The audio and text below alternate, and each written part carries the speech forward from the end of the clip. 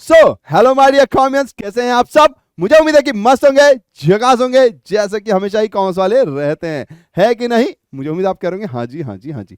अब निक्कू भैया हैं, क्या लाए हैं? तो देखिए, मैं आपके लिए आखिरी चैप्टर भी लेकर आ गया हूं, 11th क्लास का कंप्यूटर्स एंड अकाउंटिंग। फिर इसके बाद आपको अच्छे से पढ़ना है, खूब सारे मार्क्स लाने हैं, ताकि आप, आपके पेरेंट्स या आपसे जुड़े हुए जितने भी लोग हैं सब खुश रह सकें। अब कंप्यूटर्स इन अकाउंटिंग, जाहिर सी बात है, एकदम अलग से टॉपिक है। अगर आपने कंप्यूटर्स पढ़ा हुआ होगा तो थोड़ा बहुत आप रिलेट कर पाएंगे, नहीं पढ़ा हुआ होगा तो बिल्कुल रिलेट नहीं कर पाएंगे। तो प्लीज घबराइएगा मत, थोड़ा सा बोरिंग चैप्टर है, थ्योरी थ्योरी ज्यादा है। तो आपको यह कोशिश करनी है कि जो इनके वर्ड्स होंगे, मेन हेडिंग्स होंगी, उसको दीवार पे कहीं लिख लीजिए या कॉपी में कहीं लिख लीजिए और उनको याद कीजिएगा। अदरवाइज जाहिर सी बात है, चैप्टर हमारे बहुत ज्यादा काम का नहीं है। धीरे धीरे जब हम अपनी लाइफ में सीखते हैं तो कंप्यूटर के साथ जाते रहते हैं, तो कंप्यूटर्स में एंट्री करते रहते हैं, मगर आगे चलकर जो टर्म्स हमें यूज होने वाले हैं वो यहां पर काम के होते हैं। वो टर्म्स तो हमें कम से कम जानना ही है ना? यहां पर टर्म्स ही जानने के लिए चैप्टर बनाया गया है, ताकि जब आप रियल वर्ल्ड में जाएं, कभी अकाउंटेंसी के कोर्स करके अकाउंटेंट बीइंग एन अकाउंटेंट बनकर जाएं, चार्टर्ड अकाउंटेंट बनकर जाएं, तो आपको ये टर्म्स पता होने चाहिए। ठीक है, तो बेसिकली ये चैप्टर टर्म्स पता करने के लिए है और थोड़ा सा थ्योरी ज्यादा है तो बोरिंग हो सकती है। तो बीच बीच में वीडियो रोक कर पानी वानी पी लीजिए, गाने सुन लीजिए, फिर स्टार्ट कर लीजिएगा। ठीक है, चलिए फिर स्टार्ट करते हैं। इस चैप्टर में क्या क्या है भैया, स्टार्ट करके बताओ। मैंने कहा ओके, जो हुक्म कॉमियंस। तो कंप्यूटर्स एंड इट्स कंपोनेंट, इसके बारे में हम जानेंगे। फिर कंप्यूटर्स इन अकाउंटिंग क्या रोल है, इंफॉर्मेशन सिस्टम का क्या रोल है, और टाइप्स ऑफ अकाउंटिंग सिस्टम, इन सब चीजों के बारे में हम जानेंगे। ठीक है, थोड़ा तेज चलेंगे, क्यों? क्योंकि नॉर्मल सा वन शॉट क्लास है और आपको बहुत लंबी ना लगे, थ्योरी क्लास बहुत ज्यादा लंबी हो तो बच्चे बोर भी हो जाते हैं। तो ध्यान दीजिएगा, बहुत सारी चीजें सुनी हुई होंगी तो हम उसको वैसे ही कर कर चलेंगे। नाउ थ्योरी में सारा कुछ कंटेंट यहां पर है ताकि आपको कोई प्रॉब्लम ना आए। Okay, now meaning and definition of computers, क्या होगी भैया इसकी मीनिंग एंड डेफिनेशन? तो देखिए, a computer is a data process that perform substantial computations including numerous arithmetical and logical operations without intervention by a human operator during the run। यानी कि computer एक ऐसा सिस्टम है जहां पे डाटा को प्रोसेस कराया जाता है। ये बहुत सारी कंप्यूटेशंस, बहुत सारी चीजों को परफॉर्म करता है, जिसमें कि अर्थमेटिकल एक्यूरेसी, टोटलिंग फोटलिंग, ये सब भी आती है, और लॉजिकल ऑपरेशंस भी आते हैं। देन जो कि बिना ह्यूमन ऑपरेटर के हो जाते हैं। ह्यूमन ऑपरेटर की जरूरत नहीं है ऐसा नहीं बोल रहे हैं, ह्यूमन ने एक बार कमांड डाला, रिजल्ट विजल्ट प्रोसेसिंग सब अपने आप होकर आएगी और ह्यूमन को दिख जाएगी, ये वो कहना चाह रहे हैं। ठीक है, स्टार्ट तो ऑफकोर्स ह्यूमन ने करना पड़ेगा, इनपुट तो ह्यूमन ने डालना ही पड़ेगा, या वो क्या चाहता है ये तो बताना ही पड़ेगा, है ना? आजकल आप बोल के भी कर लेते हैं तो गूगल आपको कुछ ना कुछ आंसर दे देता है। तो वो जो आपने बोला उसके बाद का जितना भी प्रोसेस है वो सब एक कंप्यूटर के ही वजह से होता है। ये किसने कहा है? ये डेफिनेशन लिखी गई है इंटरनेशनल स्टैंडर्ड ऑर्गेनाइजेशन और आईएसओ ने। अब सिंपल शब्दों में हम इसे क्या कह सकते हैं? So we can say that computer may be defined as a machine in which, एक मशीन है जिसमें बहुत सारे प्रकार की इंफॉर्मेशंस, डाटास को स्टोर किया जाता है, रखा जाता है, and that data can be used in future. It means it has a good memory and part of information stored in it can be recalled as and when needed. Information stored in it is always in numbers. It may be in words, codes also. It can also be perform various calculation at very high speed. आपने ये जितनी भी theory है ये आपको आपके D Goyal sir की book में मिल जाएंगी, क्योंकि वहीं से ली हुई हैं और अदर बुक्स में ज्यादा नहीं था, तो जहां ज्यादा था वहां से मैंने ये सारी चीजें उठाई हैं। नाउ पॉइंट क्या है, देखिए, a computer may be defined as a machine, इसको आप एज अ मशीन डिफाइन कर सकते हैं, जो क्या करता है, बहुत सारी इंफॉर्मेशन रखता है, बहुत सारा डाटा अपने पास रखता है, जिस डाटा को आप फ्यूचर में इस्तेमाल कर सकते हैं। जैसे कि एक एग्जाम्पल के लिए ले लीजिए आपकी मार्कशीट, पहले यूनिट टेस्ट में कितने मार्क्स आए, सर मैम लोगों ने, एग्जामिनेशन डिपार्टमेंट ने कंप्यूटर में स्टोर कर लिया, सेकंड में कितने आए, थर्ड में कितने आए, फाइनल में कितने आए, हफेली में कितना आए, ये सब स्टोर करके फिर लास्ट में आपको मार्कशीट मिलती है। तो ये सारी चीज स्टोर कहाँ होती हैं? कंप्यूटर में होती हैं।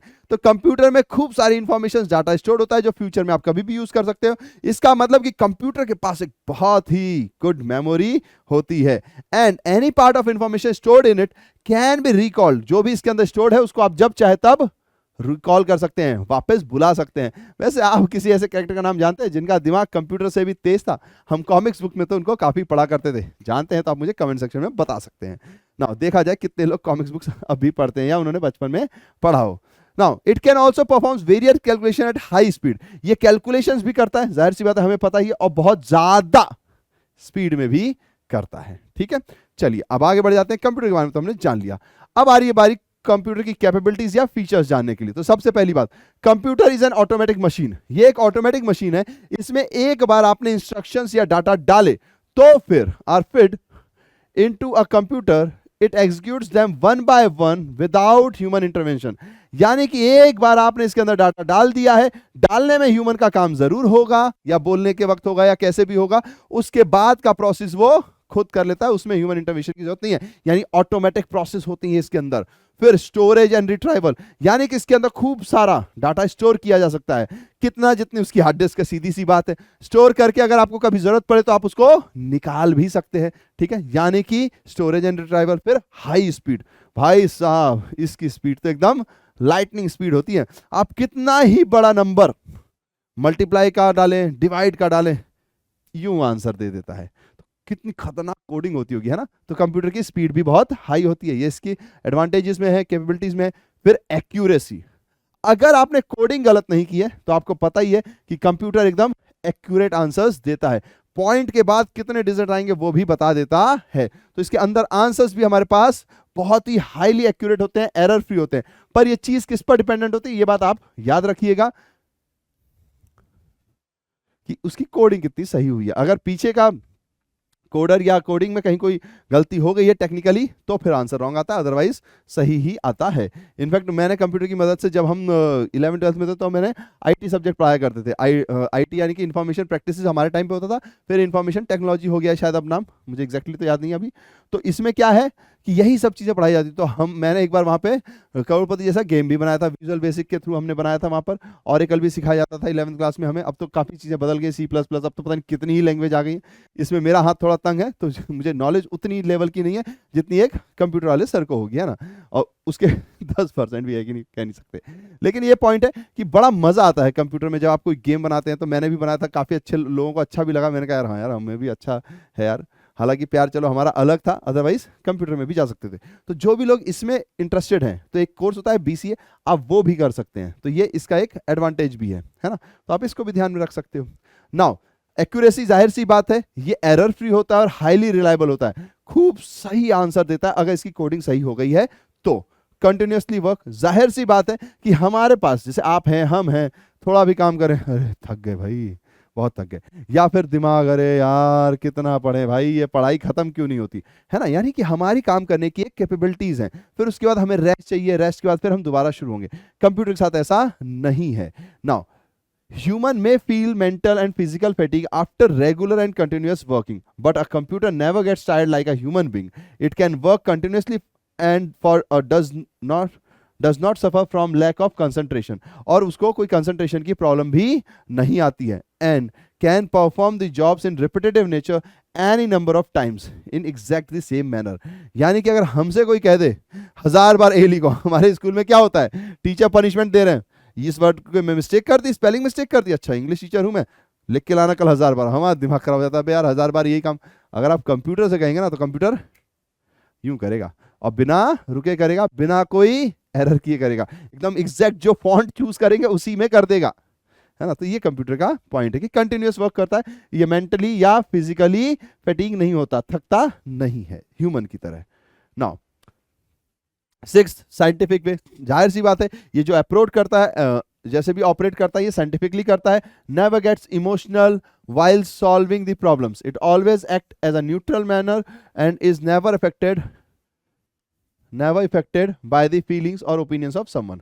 यानी कि अगर आपने इसमें कोई भी चीज लगा दी तो वो लॉजिकल रीजनिंग के साथ जाता है। ऐसा नहीं है कि भैया, हालांकि चलो कंप्यूटर की तो कोई रिलेटिव्स भी नहीं होते, लेकिन लेट सपोज मान लो मैं कंप्यूटर पे डेली खेल रहा हूँ, तो मैंने कुछ डाला तो मेरे में अलग रिजल्ट दे रहा है, कोई पहली बार आके कंप्यूटर में वही चीज डाल रहा है तो उसको अलग रिजल्ट दे रहा है, नहीं, वो एकदम स्टेबल होता है। इमोशनली या किसी भी चीज की वजह से उसका निर्णय नहीं बदलता, उसको जो परफॉर्म करने के लिए बनाया गया है वो वैसा ही परफॉर्म करता है, चाहे आपका हो चाहे मेरा कंप्यूटर हो, ठीक है। तो ये साइंटिफिक वे से बनाया गया है, ये इमोशनल नहीं होते हैं। फिर डिफरेंट यूजेस, कंप्यूटर सिर्फ ऐसा नहीं है कि आपने डाला और यूज हो गया, नहीं, बहुत सारे यूजेस हैं इसके। कोई डाटा स्टोरेज के लिए यूज करता है, कोई खेल के लिए यूज करता है, कोई गेम्स के लिए यूज करता है ना, कोई डिजाइन बनाने के लिए यूज करता है, कोई पेंट इसके अंदर करता है, कोई डाटा स्टोर भी करता है, कोई एक्सेल चलाता है, कोई वर्ड चलाता है, कोई पावर पॉइंट बनाता है, जैसे हमारी ये चीज ये पावर पॉइंट के ऊपर है। तो ये सारी चीजें कंप्यूटर के अंदर है। तो देखिए, computer is capable of performing a wide variety of jobs. For example invoicing of stock control. अब देखिए ये वर्ड थोड़े से अलग अलग लगेंगे। अकाउंटिंग वर्क यानी जो हम वर्क करते हैं, इनवॉइसिंग ऑफ स्टॉक कंट्रोल यानी कि अगर कोई स्टॉक है ना, स्टॉक हम समझते हैं स्टॉक क्या होता है, जो भी चीज बिकी नहीं, अब वो स्टॉक जो है वो जब कंपनी में होता है तो उसके अलग अलग इनवॉइस होती है, अलग अलग लेवल पे उसके लिए कुछ ना कुछ लिखा पड़ी होती है, तो वो सारा कंप्यूटर के थ्रू ही बनाया जाता है। जैसे मैं हूं, ठीक है, मैं आया वहां से कच्चा माल आया आया आया, ट्रक उतरा, ट्रक उतर के मेरे पास आ गया। अब मैं चेक करूंगा, हाँ अच्छा ठीक है, एक लेट सपोज एग्जांपल के लिए 1000 केजी, हाँ ठीक है 1000 केजी डब्बे, ठीक है, मैं साइन करके उसको दे दूंगा, वो वहां चला गया, मैं यहाँ गया। अब यहाँ से क्या मैं 1000 केजी सीधा फॉरवर्ड कर दूंगा? नहीं, कुछ केजी गोदाम में जाएगा, कुछ केजी जो आगे से आया होगा कि भाई इतना रॉ मटेरियल कम पड़ रहा है मुझे भेज दो, तो हम वो उतना उसको भेजेंगे, तो हम फिर कुछ इशू करेंगे। तो ये सब क्या कंप्यूटर में एंट्री होती है ना, ताकि सबके पास डाटा मौजूद रहे, तो वो इसके अंदर है। तो इसमें नए वर्ड से घबराइएगा मत। सेल्स एनालिसिस यानी अगर मुझे सेल्स जानना है कि भाई पिछले साल कितना था, इस साल कितना है, या इस महीने कितना है, तो कंप्यूटर में डाटा फीड किया हुआ है, उसका एक रेशियो लगाएंगे, फॉर्मूला लगाएंगे और देख लेंगे हाँ भाई कितना बढ़ा कितना घटा, किस वजह से घड़ा पटा, ये हम समझ सकते हैं फिर, है ना, उसको एनालाइज करने के बाद। या फिर प्लेइंग चेस, जैसे मैंने आपको बताया, गेम्स आता है, एक सॉलिटेयर करके भी कुछ गेम्स आते हैं, बहुत सारे गेम्स आते हैं, तो आप कंप्यूटर में गेम्स भी खेल सकते हो अगर थक गए तो। और वीडियो गेम्स तो हमें पता ही है, नई चिप लगाई और आज की दुनिया तो फिर इसके उस्ताद है ना। मैंने तो ज़्यादा खेला नहीं है तो मुझे इतना आइडिया नहीं है कंप्यूटर गेम्स का, मुझे आउटडोर ज़्यादा पसंद है, बट जो लोग इंडोर खेलते हैं भाई साहब बहुत खतरनाक महारथी होते हैं वो लोग, है ना। तो यानी कि कंप्यूटर के बहुत सारे जॉब्स हैं, वो बहुत सारे काम करता है, ठीक है। तो डिफरेंट यूजेस हैं। Now uses of special language, computer को हम स्पेशल लैंग्वेजेस में यूज करते हैं। जैसे कि आपको पता ही है कि अगर मान लीजिए आप किसी भी प्रकार से काम कर रहे हैं तो आप कंप्यूटर की अपनी अपनी लैंग्वेज होती है ना, जैसे C+ होती है, जावा होती है, तो ये सारे टाइप की लैंग्वेजेस में भी कंप्यूटर काम करते हैं। तो इनके पास बहुत सारे स्पेशल लैंग्वेजेस भी होती हैं, ठीक है। A number of special languages have been developed in order to feed the information and data into a computer। तो ये सब के साथ घुल मिल जाता है। लैंग्वेज आप बनाओ, मुझे बना दो, मुझ में डाल दो, मैं एडजस्ट कर जाऊंगा, ठीक है। नाउ डिटेल्ड इंस्ट्रक्शंस, यानी कि इंस्ट्रक्शन जो होते हैं इनको डिटेल चाहिए होते हैं। In order to solve a problem with the help of the computer, all information relating to that problem are fed into the computer in a logical sequence. यानी कि अगर आपको किसी प्रॉब्लम का सॉल्यूशन जानना है तो कहते हैं ना, आधी अधूरी बात सबसे बेकार, क्योंकि आधी अधूरी बात से कोई फायदा नहीं होता। तो वही कंप्यूटर में भी है कि अगर आपको कोई प्रॉब्लम जाननी है तो उससे रिलेटेड जितनी भी इंफॉर्मेशन है सब उसके अंदर भरनी पड़ेंगी। तो जब आप सब उसके अंदर भर दोगे तो फिर आपको रिजल्ट भी सही मिलेगा। तो यहां पर जो भी चाहिए होती है वो डिटेल्ड इंस्ट्रक्शन चाहिए होते हैं, और इन्हीं डिटेल्ड इंस्ट्रक्शंस को यानी a set of logical instructions is termed as program. इनको बोला जाता है प्रोग्राम। किसी भी चीज का अगर आपने लॉजिकल सेट बनाया तो एक प्रोग्राम चल गया, और a computer will operate according to the instructions contained in a particular program and will solve given problem accordingly। फिर वो उसके हिसाब से उसको सॉल्व करेगा, पर आपको पूरा इंस्ट्रक्शंस वहां देना पड़ जाता है। Then use of binary system, ये तो हमें पता है कि कंप्यूटर बाइनरी सिस्टम पे वर्क करता है, यानी कि 0 और 1 पे वर्क करता है ना। यही इसमें नंबर सब पहचाने जाते हैं। यहाँ पे 7 6 8 9 ऐसे नहीं लिखा जाता, इसको 0 1 करके लिखा जाता है। अगर आपने बचपन में कंप्यूटर पढ़ा होगा तो आपको पता भी होगा कि 9 का नंबर क्या होता है, ठीक है। तो कंप्यूटर हमेशा बाइनरी सिस्टम पे काम करता है, ठीक है भैया जी। ये रहे दीज 2 डिजिट्स आर 0 और 1। ये लो मैं यहाँ पे लंबा लाइन खींच देता हूँ, ठीक है, मतलब 0 या तो 1 होता है, ठीक है। चलिए आगे बढ़ते हैं। अब है लिमिटेशंस। भैया दुनिया में जो भी आया, चाहे हमने बनाया चाहे ऊपर वाले ने बनाया, उसमें कुछ ना कुछ खामियां होती ही हैं। अगर गिलास आधा भरा है तो आधा खाली भी तो है, तो अब हमें आधा खाली के हिसाब से सोचना है। तो सबसे पहली चीज कंप्यूटर के अंदर क्या है कि भैया लैक ऑफ डिसीजन मेकिंग। अगर इसका बेस्ट एग्जांपल आपको जानना हो तो एक फिल्म आई थी शायद, रोबोट नाम है उसका, रोबोट 1 या 2.0 जो भी है, तो रोबोट नाम है उसका। अब उसमें क्या था, चिट्टी जी थे, तो चिट्टी जी के पास क्या थी, लैक ऑफ डिसीजन मेकिंग, है ना। उनको एक जो चीज फीड कर दी गई है उसके अलावा वो नहीं सोच पाते हैं। तो जो चीज मैंने फीड कर दी वो सिर्फ वैसे ही रिएक्ट करेगा, जो चीज नहीं की उसका क्या, उनके पास खुद की पावर लेने की क्षमता नहीं होती है। जब तक मैं उसमें फीड नहीं करूंगा, कोडर उसमें कुछ डालेगा नहीं, वो आगे बढ़ेगा नहीं। तो ये इसकी पहली प्रॉब्लम है। Computers are only helpful in taking the decisions while they can not take decisions on their own. Decision making is a complex process which requires a lot of understanding, information, intelligence, and ability to decide. Computers need to be programmed before and in order to become able to a decision। तो यानी कि अगर उनको कोई decision लेना है तो computers को पहले से इस टाइप से प्रोग्राम करना पड़ता है कि भैया ये इस केस में ऐसे डिसीजन लेना है, इस केस में ये करना है, इस केस में ये करना है। कोई केस है जिसमें नहीं पता, कंप्यूटर कहेगा नहीं करना है तो कंप्यूटर फिर वहां पर रिएक्ट नहीं कर पाएगा ना। सॉरी, थोड़ी तबीयत खराब है ना। लैक ऑफ इंटेलिजेंस, यानी इनके पास खुद का कोई इंटेलिजेंस नहीं होता, ये एक मशीन है। अब मशीन है तो ये क्या करेंगे, आप जो भी इसमें फीड करोगे उसी के हिसाब से ये काम करेंगे, उससे ना ज्यादा ना कम। Computers need to be program beforehand in other become able to handle the situation. They cannot think themselves and need to direct each and every step. They are only as good as man makes and use them. ये वैसे ही इस्तेमाल किए जा सकते हैं जैसा इंसान ने इन्हें बनाया है। तो जाहिर सी बात है इनके पास लैक ऑफ इंटेलिजेंस हो गई, ये खुद को डेवलप नहीं कर पाएंगे। हालांकि टर्मिनेटर मूवी देखने के बाद लगता है कि हाँ भाई ये खुद को डेवलप ना ही कर पाए तो बेटर है। Now lack of common sense, common sense का मतलब है कि इनके पास खुद का कोई भी सेंस नहीं होता। अगर कोई प्रोग्राम फेल हो गया है तो ऑफकोर्स कोडर टक टक टक टक टक टक करके वापस इसको ठीक करेंगे, ये खुद अपने आप को ठीक नहीं कर पाते हैं। A computer system lacks in common sense. A computer while keep on working as per its programming and fail to analyze the logical and illogical aspects of it. Computer में अगर आपने कुछ फीड कर दिया तो वो परफॉर्म ही करेगा। जैसे एक एग्जांपल के लिए ले लीजिए, किसी ने एक बटन बना दिया है और सब कुछ फीड है कि ये बटन दबता है, यहाँ से ऐसे होगा और ये मिसाइल फुर्र हो जाएगी, बना दिया भैया। अब मिसाइल या कंप्यूटर को नहीं पता कि यार मिसाइल जाके कितने लोगों की जान लेगी, किसी ने भी यहाँ टपक किया, मिसाइल वहां से टपक हो जाएगी। तो ये होती है कि लॉजिकल इलॉजिकल रीजनिंग इनके पास है ही नहीं। नाउ लैक ऑफ फीलिंग्स, जाहिर सी बात है इनके पास फीलिंग्स भी नहीं है।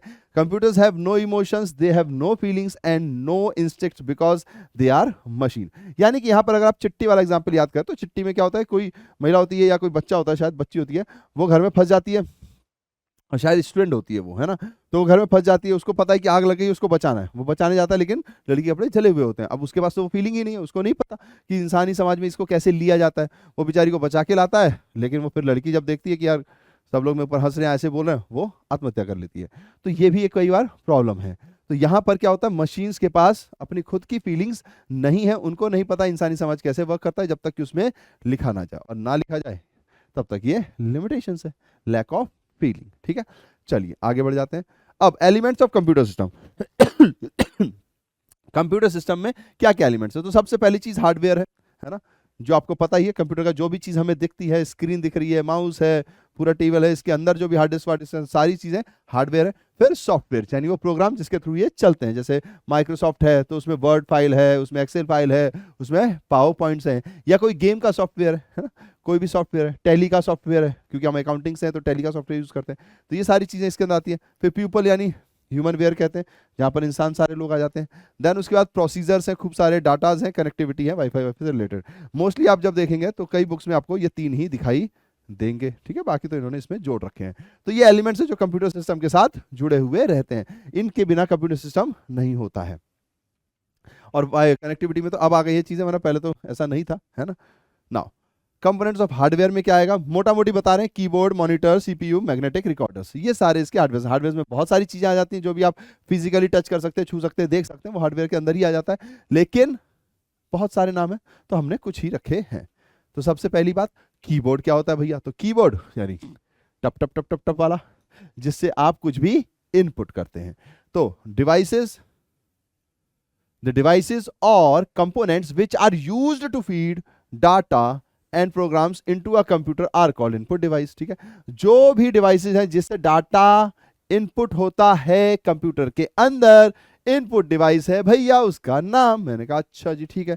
Keyboard is one of the such device, तो कीबोर्ड वही एक डिवाइस है which we want to feed into a computer may be typed on the keyboard in binary language. ठीक है, तो ये हमारे पास कीबोर्ड होता है, हमको पता है वो कीबोर्ड में QUERT ऐसे लिखा होता है, फिर ये शिफ्ट बटन होता है, सेंटर बटन होता है, टप टप सब हमको पता ही है, तो वो कीबोर्ड कहलाता है। ठीक है, अब और भी बहुत सारे इनपुट डिवाइस हैं, जैसे पंच कार्ड है, पेपर टेप्स है, मैग्नेटिक टेप्स है, मैग्नेटिक डिस्क है, फ्लॉपी डिस्क है। तो ये सारे हमारे पास क्या है, इनपुट डिवाइसेस हैं।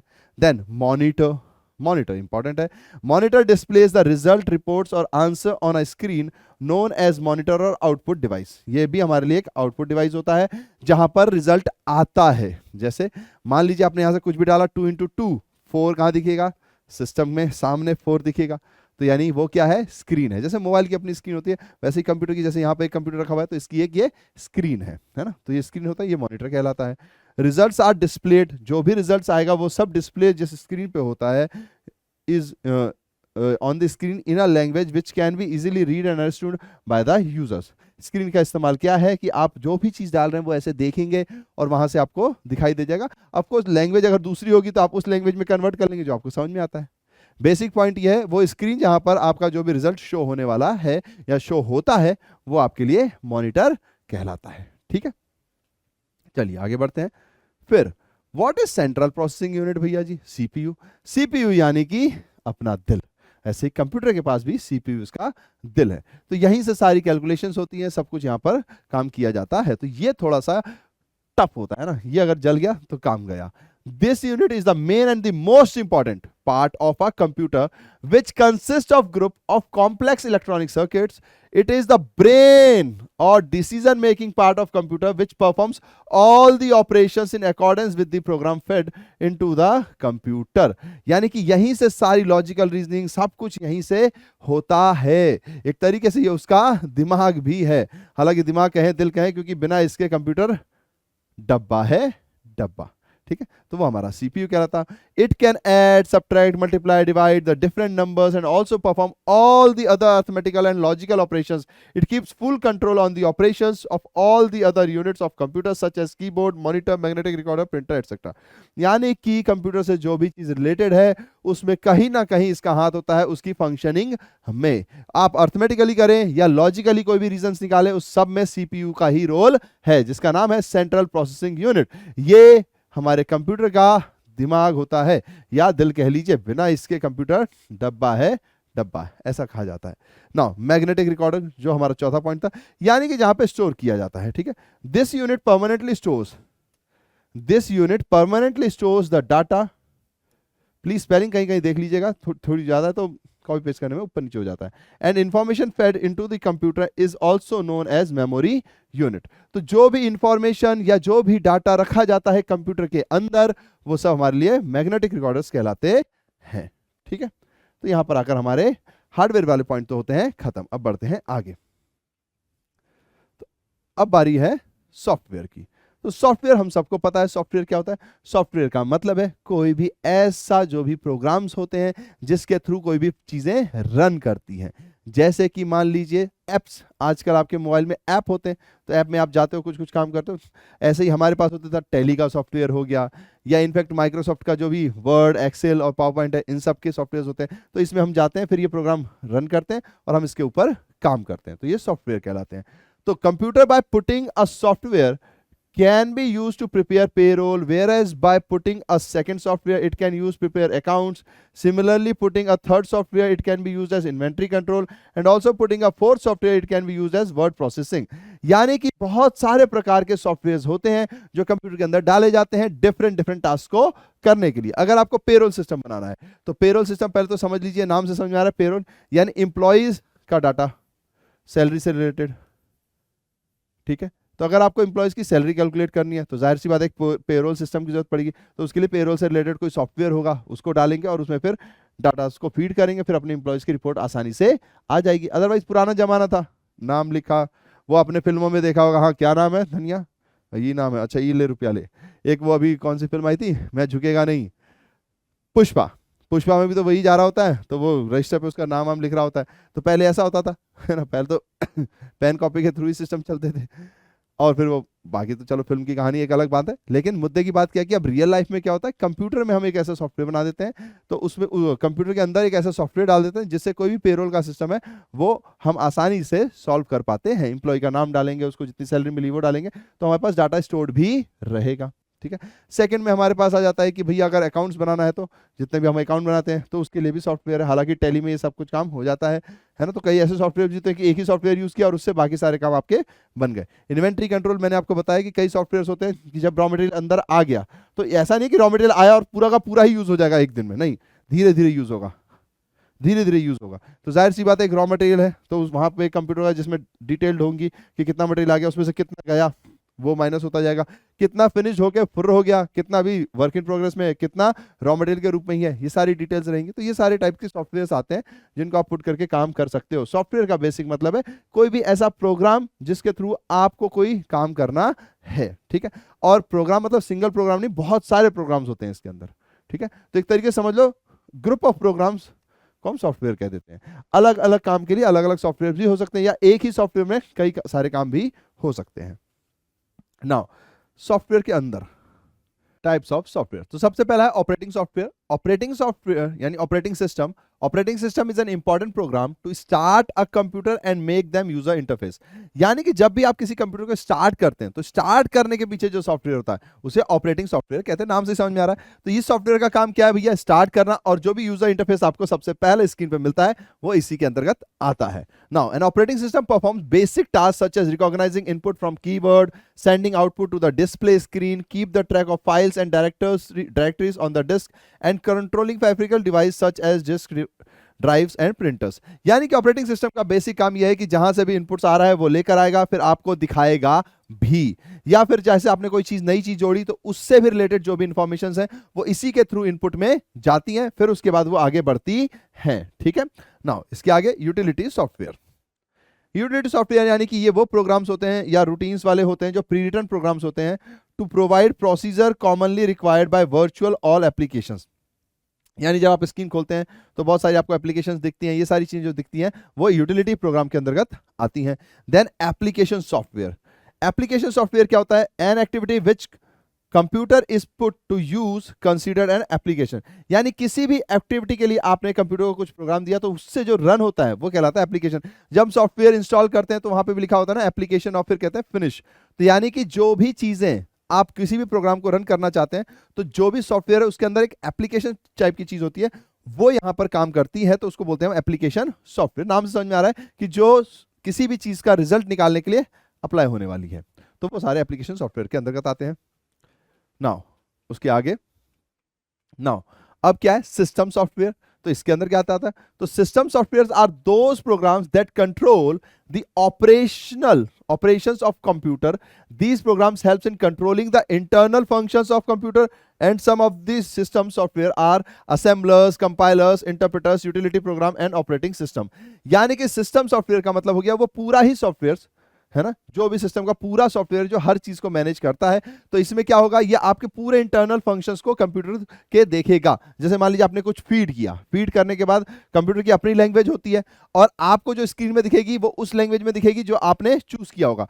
तो यानी कि कोई ना कोई उस लैंग्वेज को इंटरप्रेट कर रहा है, चेंज कर रहा है। तो ये सारी चीजें इसके अंतर्गत आ जाती हैं। ऑपरेटिंग सिस्टम भी इसी के अंदर आ जाता है, जो भी यूटिलिटी प्रोग्राम्स हैं वो भी इसी के अंदर आ जाते हैं। तो ये पूरे को हम बोलते हैं सिस्टम सॉफ्टवेयर। ये आपने बचपन में पढ़े हुए भी होंगे, तो ज्यादा कुछ वो है नहीं।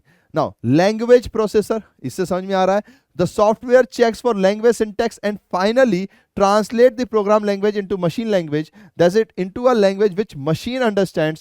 A computer cannot understand our language, it understands only the machine language. यानी कि लैंग्वेज प्रोसेसर का काम यह है कि हमने तो अपनी लैंग्वेज में टाइप किया, पर वो कंप्यूटर को कंप्यूटर की लैंग्वेज में समझाए, फिर उसके बाद डिस्प्ले हमारे पास आता है। तो ये लैंग्वेज समझाने के लिए मशीन लैंग्वेज में हमने जो लैंग्वेज लिखी उसको मशीन लैंग्वेज में कन्वर्ट करता है, ताकि कंप्यूटर समझ पाए कि हम उससे क्या कहना चाहते हैं। उसकी लैंग्वेज अलग होती है। जैसे अगर आप कभी देखते होंगे तो हमारे पास ट्रांसलेटर्स होते हैं ना। अगर मान लीजिए आप कभी आपको फॉलो तो करना चाहिए, पॉलिटिक्स फॉलो करते हैं, या फिर आप देखते हैं कि दो नेता जब आपस में मिलते हैं तो जो नेताज होते हैं वो क्या होते हैं, अलग अलग लैंग्वेज के होते हैं। तो उनको कैसे समझ में आएगा, तो कई बार इंटरप्रेटर्स रखे जाते हैं जो कन्वर्ट करते हैं उनकी बात। इनफैक्ट अभी एक राहुल गांधी जी की भी कोई स्पीच चल रही थी, उसमें भी ऐसा ही था कि वो कुछ बोल रहे थे, फिर उनका इंटरप्रिटेशन गांव वालों से कोई और करवा रहा था, फिर वो बोल रहे थे, फिर वो। तो इस टाइप की चीजें यहाँ पर आती हैं। तो ऐसे ही कंप्यूटर के साथ होता है। तो ये लैंग्वेज प्रोसेसर हो गए। फिर कनेक्टिविटी सॉफ्टवेयर, ये तो हमें पता ही है भैया जी, ये आजकल हमारे काम के ही हैं। Software is help in creating and controlling a connection between a computer and a server. जाहिर सी बात है, जैसे आप वाईफाई कनेक्ट करते हैं, ब्लूटूथ कनेक्ट करते हैं, तो वो सारा कनेक्टिंग सॉफ्टवेयर में आ जाता है, ताकि हमारा कोई दूसरा डिवाइस कंप्यूटर के साथ कनेक्ट हो सके, ठीक है। And share the resources of server and other connected computers, ताकि आपस में चीजें शेयर हो जाती हैं। तो उसके लिए जो भी कनेक्टिविटी की जरूरत पड़ती है वो इसके अंतर्गत आ जाएगी। नाउ अब है पीपल एंड ह्यूमन वेयर, ठीक है, हमने दो पढ़ लिए, सॉफ्टवेयर पढ़ लिया, हार्डवेयर पढ़ लिया। अब पीपल और ह्यूमन वेयर यानी ये वो लोग हैं जो कि कंप्यूटर का इस्तेमाल करेंगे।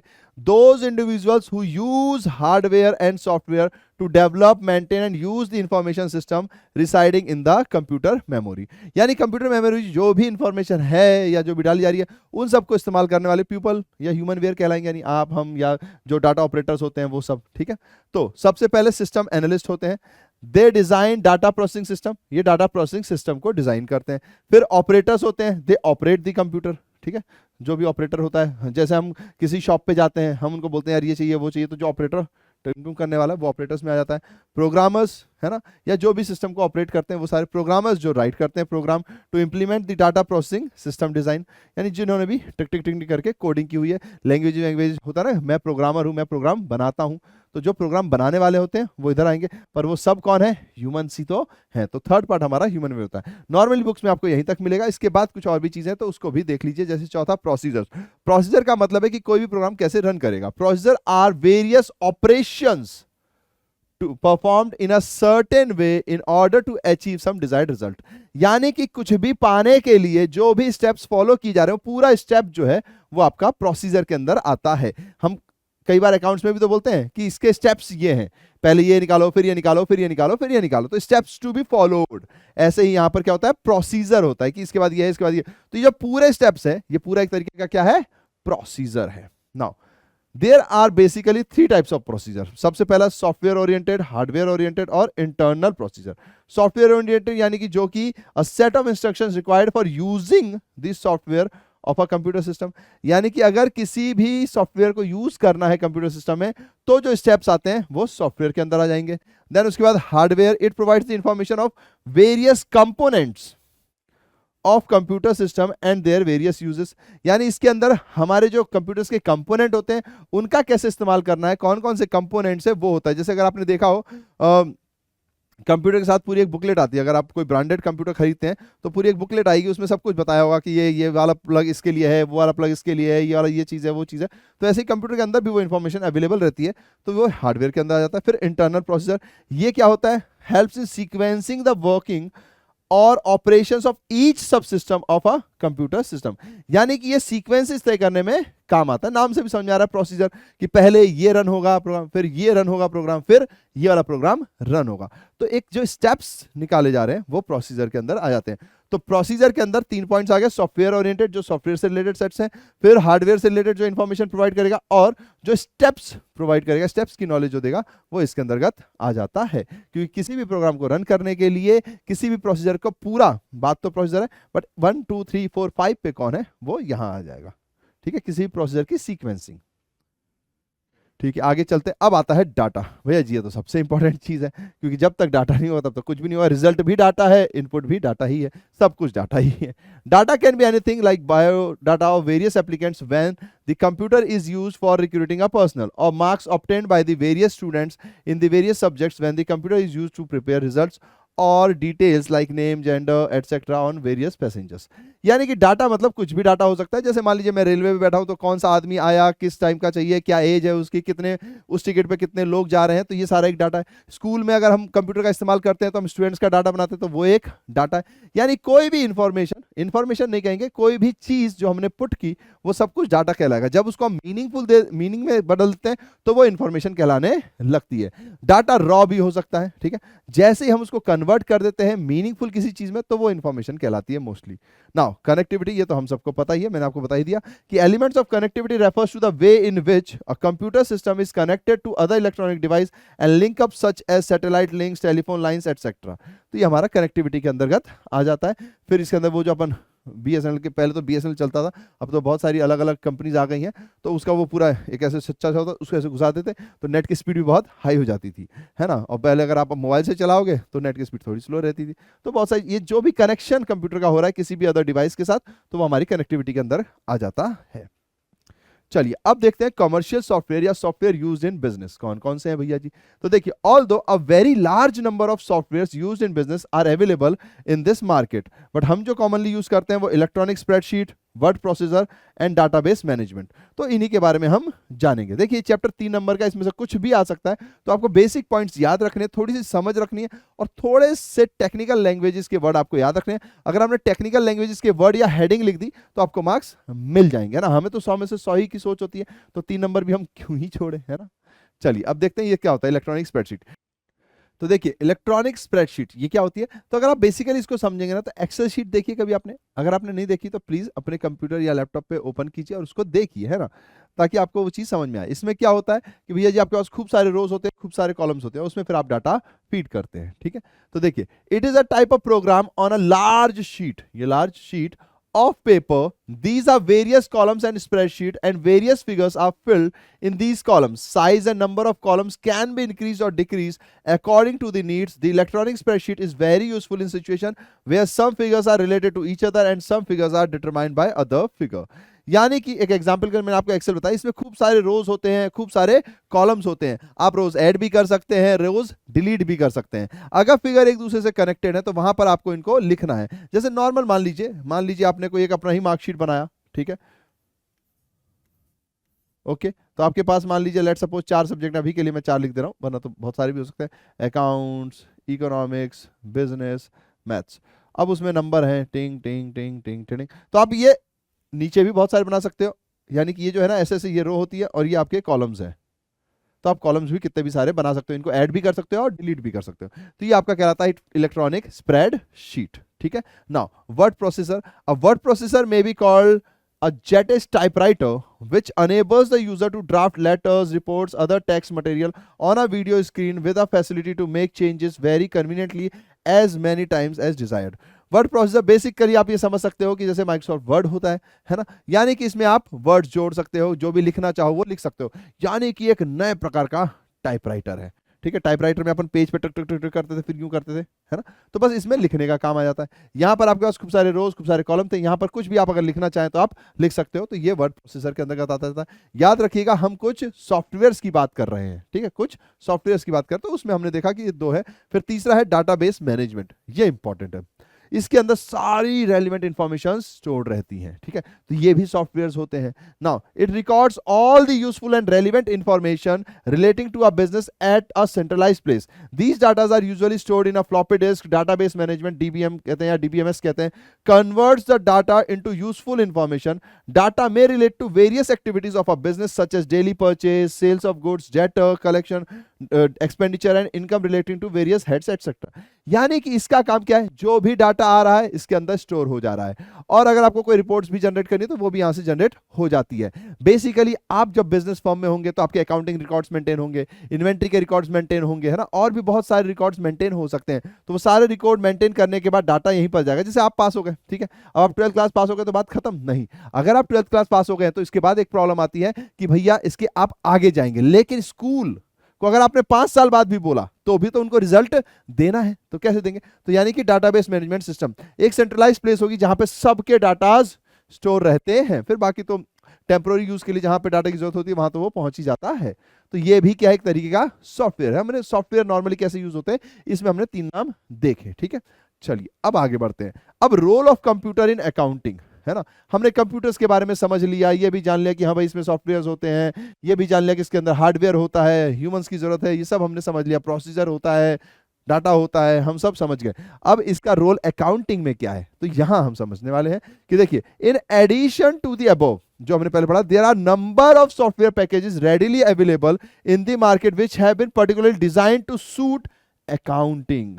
यानी बहुत सारे ऐसे प्रोग्राम्स हैं, सॉफ्टवेयर्स हैं जो सिर्फ इसलिए बनाए गए हैं ताकि आपकी अकाउंटिंग जरूरतों को पूरा किया जा सके, जैसे कि journal ledger, account receivable, account payable, inventory control, payroll accounting. आप समझते ही हो, लेजर्स बनाना, अकाउंट रिसीवेबल यानी कि डेटर से रिलेटेड हो गया, पेएबल यानी कि क्रेडिटर से रिलेटेड हो गया, इन्वेंट्री कंट्रोल यानी कि रॉ मटेरियल से रिलेटेड हो गया, और हमारे पास पेरोल अकाउंटिंग है यानी कि सैलरी से रिलेटेड हो गया। तो इस टाइप के सॉफ्टवेयर्स बनाए जाते हैं। तो ये वहां पे नाम आ रहा है कि कंप्यूटर्स इन अकाउंटिंग में क्या क्या है, तो भैया इस टाइप के सॉफ्टवेयर्स बनाए जाते हैं ताकि जो भी अकाउंटिंग कर रहा है तो इस टाइप की अकाउंटिंग भी की जाती है। जाहिर सी बात है, लेजर्स आप बनाते ही हो, डेटर अकाउंट आप बनाना ही है, क्रेडिटर बनाना ही है, तो वो सारे काम भी हमारे सॉल्व हो जाए सॉफ्टवेयर के थ्रू। तो देखिए जर्नल लेजर में क्या होता है, once a transaction is recorded through a computer it is automatically posted to various accounts, है ना। जैसे ही आपने एंट्री डाली, मैंने आपको कई बार बताया रियल लाइफ में सिर्फ आप एंट्री ही तो डालनी होती है, आपने एंट्री डाली वो अपने आप रिस्पेक्टिव लेजर्स अकाउंट में पहुंच जाएगा, क्योंकि उसमें ये सॉफ्टवेयर होता है, ठीक है। तो ये जनरल लेजर हो गया। अकाउंट रिसीवल यानी कि this software is used to maintain the up to date and accurate accounts of the debtor, ठीक है। अप टू डेट और एक्यूरेट अकाउंट आपका मेंटेन रहेगा। जब भी उसने कुछ भी उधार लिया नया, एंट्री डाला, अपने आप आपका अकाउंट रिसीवेबल अकाउंट मेंटेन हो जाएगा। जब भी आपको उसने पैसे चुकाए, अपने आप उसके अमाउंट कम हो जाएगा। तो अकाउंट रिसीवेबल है। अकाउंट पेबल जो अप टू डेट रखता है क्रेडिटर के, उसमें भी यही है कि भैया जो भी आपने उधार लिया तो बढ़ जाएगा, आपने पेमेंट की तो घट जाएगा, डिस्काउंट मिला तो घट जाएगा। यानी हर चीज एक सॉफ्टवेयर के थ्रू आपने सारी रिकॉर्ड में रख ली, तो वो मेंटेन कर रहा है सब कुछ पीछे की चीजें। आप सिर्फ यहाँ टक टक टक टक करके कुछ इंफॉर्मेशन फीड कर रहे हो या डाटा फीड कर रहे हो और सब कुछ अपने आप मेंटेन हो रहा है। तो इस टाइप के सॉफ्टवेयर के बारे में आ रहा है कि इस टाइप के सॉफ्टवेयर आते हैं मार्केट में। Inventory control, it keeps complete record of receipts and issue of all the items in the store. मैंने आपको बताया ना कि गाड़ी आती है, यूं आई गाड़ी, गेट के ऊपर रुक गई, चौकीदार भैया या जो भी थे उन्होंने सारा सामान उतारा, चेक किया, हाँ सब सही है। अब क्या ये सारा का सारा सामान एक साथ वो भेज देंगे? नहीं, इसमें से कुछ गोडाउन में जाएगा, फिर वहां से कुछ कुछ चीजें आएंगी। आप अगर शॉपिंग करते हैं या फिर अगर आपने देखा होगा तो आप कभी भी देखना, कई बार क्या होता है शॉपकीपर क्या कहता है, अच्छा ये वाला पसंद आया है, ठीक है, अरे छोटू सुन वो दुकान से ले आया यार जरा माल गोदाम से, क्योंकि इनको ये पसंद आया, ये अभी शॉप पे नहीं है। तो वो जाता है लेकर आता है, क्यों? क्योंकि एक सिस्टम है ना। तो कंपनी तो बहुत बड़ी होती है, बहुत सारे रॉ मटेरियल्स उसके अंदर होते हैं, बहुत सारी चीजें होती हैं। तो अब उनको क्या करना पड़ता है, पूरा एक प्रॉपर सिस्टम बनाना पड़ता है। तो वहां एक पूरा प्रॉपर कंप्यूटर होता है जिसमें वो एंट्री करते हैं, जैसे ही कोई चीज आई गई पूरी एंट्री चलती है प्रॉपर प्रॉपर। तो ये हमारा कहाँ आता है, इन्वेंट्री कंट्रोल सिस्टम के अंदर आता है कि कितनी इन्वेंट्री हमारी गोदाम से गई है जो कि प्रोडक्शन डिपार्टमेंट के पास पहुंच गई है, जिसमें प्रोडक्शन शुरू हो गया है, जिसमें फिनिश गुड बन गया। तो ये पूरा एक कंट्रोल होता है, ठीक है। इनफैक्ट इन्वेंट्री में तो सिस्टम भी होता है, जब आप आगे बढ़ोगे तो आपको फीफो, लीफो, वेटेड एवरेज, तो इस तरीके से भी इन्वेंट्रीज को निकाला जाता है, रिकॉर्डिंग की जाती है। तो बहुत सारी चीजें होती हैं, तो यानी उसके लिए भी आपके पास एक सॉफ्टवेयर है। फिर पेरोल अकाउंटिंग, ये तो हमें पता ही है कि जब भी आपको किसी के वेजेस देने हैं या कोई भी सैलरी बनानी है तो उसकी जो शीट होती है वो इसके अंतर्गत आ जाती है, तो उसको पेरोल अकाउंटिंग कह देते हैं, ठीक है।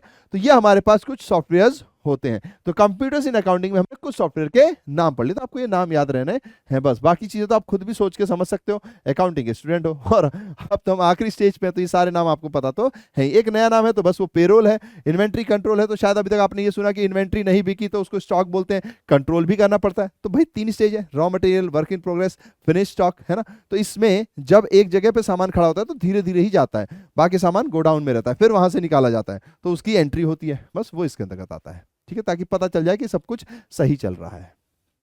Now computer and accounting, the inter relationship, यानी कंप्यूटर अकाउंटिंग कैसे जुड़े हुए हैं, अब हम ये समझेंगे, ठीक है। तो देखिए, the computer and electronic device which calculates, compares, modify, store, the रिट्राइव्स fact, figures is being widely used in the field of accounting. जाहिर सी बात है कंप्यूटर भाई सब सारे अर्थमेटिकल ऑपरेशंस करता है, तो जाहिर सी बात है अकाउंटिंग भी उसका एक इंपॉर्टेंट हिस्सा बन जाती है। तो कंप्यूटर की मदद से हम अकाउंटिंग के बहुत सारे काम करते हैं। It has inbuilt system of making arithmetical calculation, collecting, processing accounting data and presenting the result in form of reports to the management for decision making purposes. यानी कि इस तरीके से डिजाइन भी होते हैं, इसके अंदर खूब सारे सॉफ्टवेयर होते हैं, खूब सारी टेक्नोलॉजी जुड़ी होती है, जिससे आपको जो भी अर्थमेटिकल कैलकुलेशन करनी है, कुछ पोस्टिंग वोस्टिंग करनी है, सब होता है। और इससे report in the form of reports, यानी कि उस डाटा के थ्रू आप रिपोर्ट्स भी निकाल सकते हो। जैसे आपसे बोल दिया भाई सेल्स रिपोर्ट लेके आना जरा 3 साल की, आप क्या करोगे, टिंग टिंग टिंग टिंग करके थोड़ी सी कुछ कैलकुलेशन करोगे और कहोगे 3 साल की रिपोर्ट आ जाए, तो आपको 3 साल की रिपोर्ट दिखने लग जाएगी। फिर रिपोर्ट आगे मैनेजमेंट को दोगे, फिर मैनेजमेंट डिसाइड करेगा, अच्छा मार्केटिंग वाले सही काम कर रहे हैं, रखे रहो, अरे ये वाला प्रोडक्ट बिक नहीं रहा, मार्केटिंग मैनेजर को बुलाओ, या तो फायर करो या उनको समझाओ, ये सब चलेगा। तो ये रिपोर्ट तैयार करने में भी आपकी मदद करता है। तो कंप्यूटर तो भैया जी बहुत ज्यादा बड़ा रोल प्ले करता है अकाउंटिंग में। वैसे भी आपको पता ही है कि अब कंप्यूटर के बिना कोई क्षेत्र बचा ही नहीं है ना। इनफैक्ट अब स्पोर्ट्स में भी कंप्यूटर है। अब आजकल अगर मान लीजिए किसी को कोई बॉलर जो समझ में नहीं आता और किसी और लेफ्ट हैंडर बॉलर से बॉलिंग कराए तो फील नहीं आती, तो क्या करते हैं, वहां से एकदम वो फोटो चल के आ रही होती है और बॉल आती है और फिर आदमी खेलता ताकि फील, अच्छा हाँ ये लोग ऐसे ही बॉल करते हैं। तब तो कंप्यूटर हर ही फील्ड में है, तो फिर अकाउंटिंग फील्ड में तो होना ही है। Now applications of computers in accounting, क्या क्या एप्लीकेशंस होती हैं? तो सबसे पहली बात तो रिकॉर्डिंग ऑफ बिजनेस ट्रांजैक्शन, एक ही एप्लीकेशन चाहिए पड़ेगी कि भैया सबसे पहले तो आपको बिजनेस को रिकॉर्ड, ट्रांजैक्शंस को रिकॉर्ड करना है बिजनेस के। In relevant business transactions are recorded accurately and regularly for available up to date accounting information to the management, ताकि आपकी accounting information up to date रहे, मैनेजमेंट को पता भी रहे। तो सबसे पहले तो रिकॉर्डिंग का चक्कर होता है, तो ये एप्लीकेशन चाहिए होती है। फिर लेजर बनाने वाली एप्लीकेशन चाहिए। लेजर में हर टाइप के लेजर्स बनेंगे, चाहे वो रियल हो, चाहे पर्सनल हो, चाहे नॉमिनल हो, सारे लेजर्स बन जाएंगे। Then processing the payroll information, यानी इस टाइप की भी एप्लीकेशन चाहिए जहां पे पेरोल इन्फॉर्मेशन प्रोसेस हो सके, है ना। हमने इन्फॉर्मेशन डाल दी लेकिन वो आगे भी बढ़े, तो पेरोल इन्फॉर्मेशन के लिए भी एप्लीकेशंस की जरूरत पड़ती है। फिर प्रिपरेशन ऑफ ट्रायल बैलेंस, ऐसी एप्लीकेशंस भी चाहिए जो फिर ट्रायल बैलेंस ऑटोमेटिकली बना दे। वैसे भी मैंने आपको बताया रियल वर्ल्ड में हम ये वाला काम कर रहे होते हैं, है ना। अकाउंटेंट वाले को, पर्सन को ये वाला काम करना पड़ता है, एक तरीके से ये उसका इनपुट है, बाकी सारे काम ऑटोमेटिक होते रहते हैं। जाहिर सी बात है पेरोल में उसको एम्प्लॉय के नाम और ये सब भी फीड करना पड़ता है, बट बाकी सारी चीजें ऑटोमेटिक कंप्यूटर करता रहता है। Okay, now preparation of final account, फिर जाहिर सी बात है ट्रायल बैलेंस बनेगा तो फाइनल अकाउंट भी बनेगा, पर ये सारी चीजें क्या होती हैं, ऑटोमेटिक होते हैं। पर इन सब के लिए हमें एप्लीकेशंस लगते हैं, एप्लीकेशंस हम बनाएंगे तभी ये सारी चीजें चलती रहेंगी, और एप्लीकेशंस के लिए हम सॉफ्टवेयर बनाते हैं, ठीक है, ये तो हमें सब पता ही है। तो ये सारी चीजें सेम है, बस क्या होगा आपको समझ नहीं आ रहा हो। तो application of computers in accounting का मतलब है कि कौन कौन सी एप्लीकेशन चाहिए पड़ती हैं। तो भाई रिकॉर्डिंग के लिए चाहिए, लेजर्स में ट्रांसफॉर्मेशन के चाहिए, पेरोल के लिए चाहिए, ट्रायल बैलेंस बनाने के लिए चाहिए, और फाइनल अकाउंट्स बनाने के लिए भी चाहिए। अब आप में से कई क्यूरियोसिटी माइंड के अंदर आएगा, भैया डेप्रिसिएशन से रिलेटेड नहीं चाहिए क्या, ये बिल ऑफ एक्सचेंज से रिलेटेड नहीं चाहिए क्या? भैया चाहिए, वो रिकॉर्डिंग ऑफ ट्रांजैक्शंस के अंदर ही आ जाता है। ये वो फ्लो बता रहे हैं जो कि हम अकाउंटिंग करते हैं। हम क्या करते हैं, जर्नल एंट्री करते हैं, लेजर बनाते हैं, ट्रायल बैलेंस बनाते हैं और फाइनल अकाउंट बनाते हैं। बेसिक काम ये है ना। डेप्रिसिएशन, एरर रेक्टिफिकेशन या फिर बिल ऑफ एक्सचेंज तो एक अलग से चैप्टर है, वरना तो रिकॉर्डिंग ऑफ ट्रांजैक्शन में ही आ जाएगा, है ना। डेप्रिसिएशन कैलकुलेशन का पार्ट होता है, ठीक है, तो वो तो फिक्स्ड एसेट्स में कैलकुलेशन के पार्ट में चला जाएगा।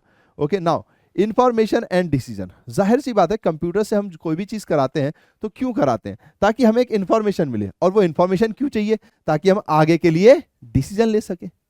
सिंपल सा पॉइंट है ना, इंफॉर्मेशन चाहिए ताकि आगे के लिए हम डिसीजन ले सके, तो वो इसके अंतर्गत आते हैं। तो an organisation is a collection of various interdependent decision making units, यानी कि एक ऑर्गेनाइजेशन होती है जहां पे बहुत सारे लोग होते हैं, है ना, और हर लेवल पे होते हैं। जाहिर सी बात है, एक आपने बिजनेस में इतना तो तीन तो पढ़े हुए हैं ना, टॉप लेवल, मिडिल लेवल और लोअर लेवल। इनको कंप्यूटर में इंफॉर्मेशन अलग चाहिए, इनको अलग चाहिए, इनको अलग चाहिए, है ना।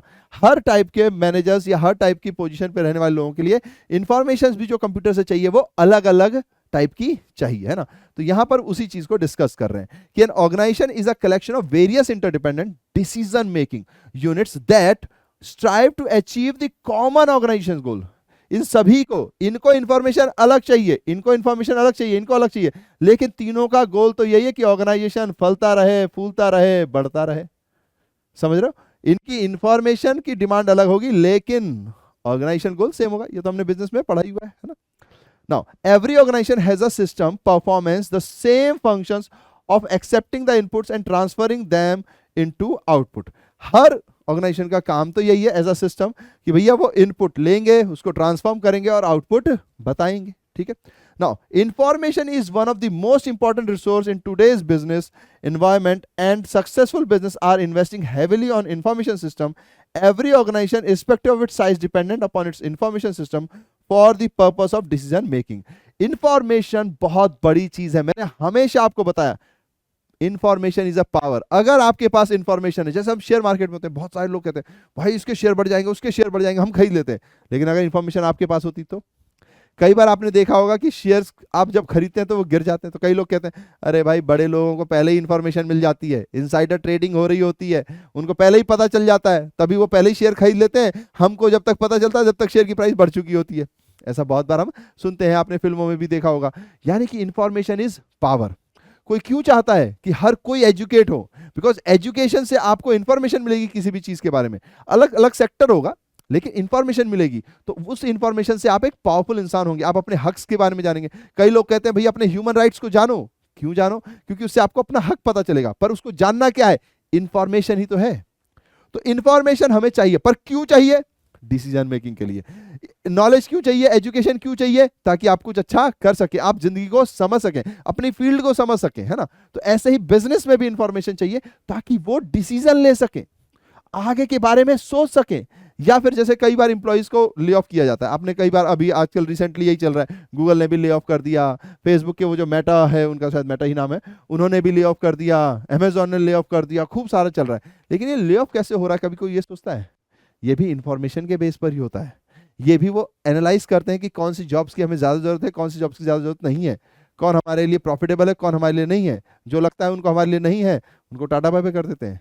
यानी कि इंफॉर्मेशन इज पावर, और उस इंफॉर्मेशन में पावर क्यों है? क्योंकि उसी के बाद अगला डिसीजन आएगा। तो ये जैसी इंफॉर्मेशन होगी, अगला डिसीजन वैसा होगा। तो कंप्यूटर भी इसीलिए यूज किया जा रहा है ताकि इसके अंदर सारी इंफॉर्मेशन हो, फिर हम उसके बेसिस पर डिसीजन ले सकें। और ऑर्गेनाइजेशन में अलग अलग लोग होते हैं, तो उनको अलग अलग टाइप की इंफॉर्मेशन चाहिए होती है। तो देखिए, an organisation has various types of information. सबसे पहला स्ट्रेटेजिक लेवल, तो इनको भैया सपोर्ट सिस्टम के बारे में जानना है। मैनेजमेंट लेवल, इनको MIS इंफॉर्मेशन सिस्टम के बारे में जानना है। ये भी मैनेजमेंट लेवल है, लेकिन ये डिसीजन सपोर्ट सिस्टम के बारे में जानना चाहते हैं। ऑपरेशनल लेवल वाले ट्रांजैक्शन प्रोसेसिंग सिस्टम के बारे में जानना चाहते हैं। यानी कि मेन तो यही लोग होते हैं जो ट्रांजैक्शंस को करते हैं, है ना। मेन तो यही लोग होते हैं जो ट्रांजैक्शंस को करते हैं। यानी किसी भी चीज को ट्रांजैक्शन करना, यानी एंट्री को रिकॉर्ड करना, कुछ भी है, वो सब ऑपरेशनल लेवल का पार्ट होता है। तो उनको देखना होता है कि भाई जो भी हमने ट्रांजैक्शन किया उसका प्रोसेसिंग सही हो रहा है या नहीं। तो ये TPS पे ध्यान देते हैं, ट्रांजैक्शन प्रोसेसिंग सिस्टम पे ध्यान देते हैं। ये भैया जी डिसीजन सपोर्ट सिस्टम पे, ये मैनेजमेंट इंफॉर्मेशन सिस्टम पे, और ये एग्जीक्यूटिव सपोर्ट सिस्टम पर ध्यान देते हैं। ठीक है, चलिए आगे बढ़ते हैं। नाउ होता क्या है भैया जी, ये थोड़ा सा इसको समझते हैं। तो एग्जीक्यूटिव का मतलब होता है they help in making decisions at the strategic level through advance graphics and communications. यानी कि ये लोग स्ट्रेटेजिक लेवल के डिसीजंस लेते हैं, स्ट्रेटेजी बनाते हैं, है ना। जैसे कि मान लीजिए हम PW में हैं, तो PW अब कहीं भी किसी भी चीज को एक्वायर करता है या किसी भी कंट्री में जाता है, तो वहां पे कोशिश करता है, तो वहां पे सबसे पहले कौन बात करता होगा? सबसे टॉप लेवल के लोग, है ना। वही तो आखिरी डिसीजन लेते हैं कि हाँ ठीक है एक्वायर कर लेते हैं या नहीं करते हैं।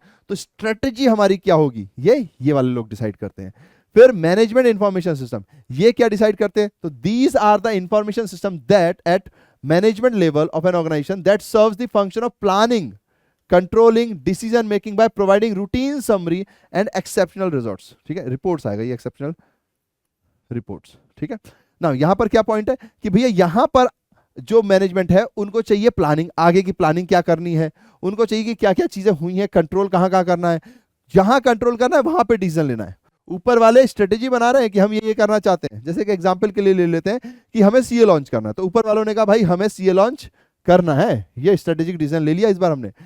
MIS वाले क्या करेंगे? वो कहेंगे अच्छा CA लॉन्च करना, इसकी प्लानिंग क्या होगी, कब करेंगे, कैसे, ये वो, कैसे हम पैकेज लाएंगे, कैसे किससे बात करेंगे, कैसे कंट्रोल करेंगे, फिर उसके ऊपर कैसे डिसीजन लेना है, जो हमने प्लानिंग की वो इसका पार्ट हो गया। ठीक है, फिर यहां पे आती बारी, they are the information system at organisation management level that combine data and analyst report to support the decision. अब इन्होंने प्लानिंग बना ली, अब उसकी एनालिसिस की जाएगी, कितने फैकल्टीज हैं, कौन कौन अच्छे हैं, किन से बातचीत की जा सकती है, कौन कब राजी हो रहा है, वो सारा डाटा लेना, उसके सारी चीजें रिपोर्ट बनाना, वो डिसीजन सपोर्ट सिस्टम का काम है। यानी कि जो डिसीजन ऊपर वाले ले रहे हैं उसको सपोर्ट करने के लिए कुछ बेस देना, उसको सपोर्ट करने के लिए कोई बेस देना। कहते हैं ना मार्केट सर्वे करा लिया मैंने, भाई CA की बहुत डिमांड है, तो जो मार्केट सर्वे करके जो एनालिटिकल रिपोर्ट्स बना रहे हैं वो ये बना रहे हैं।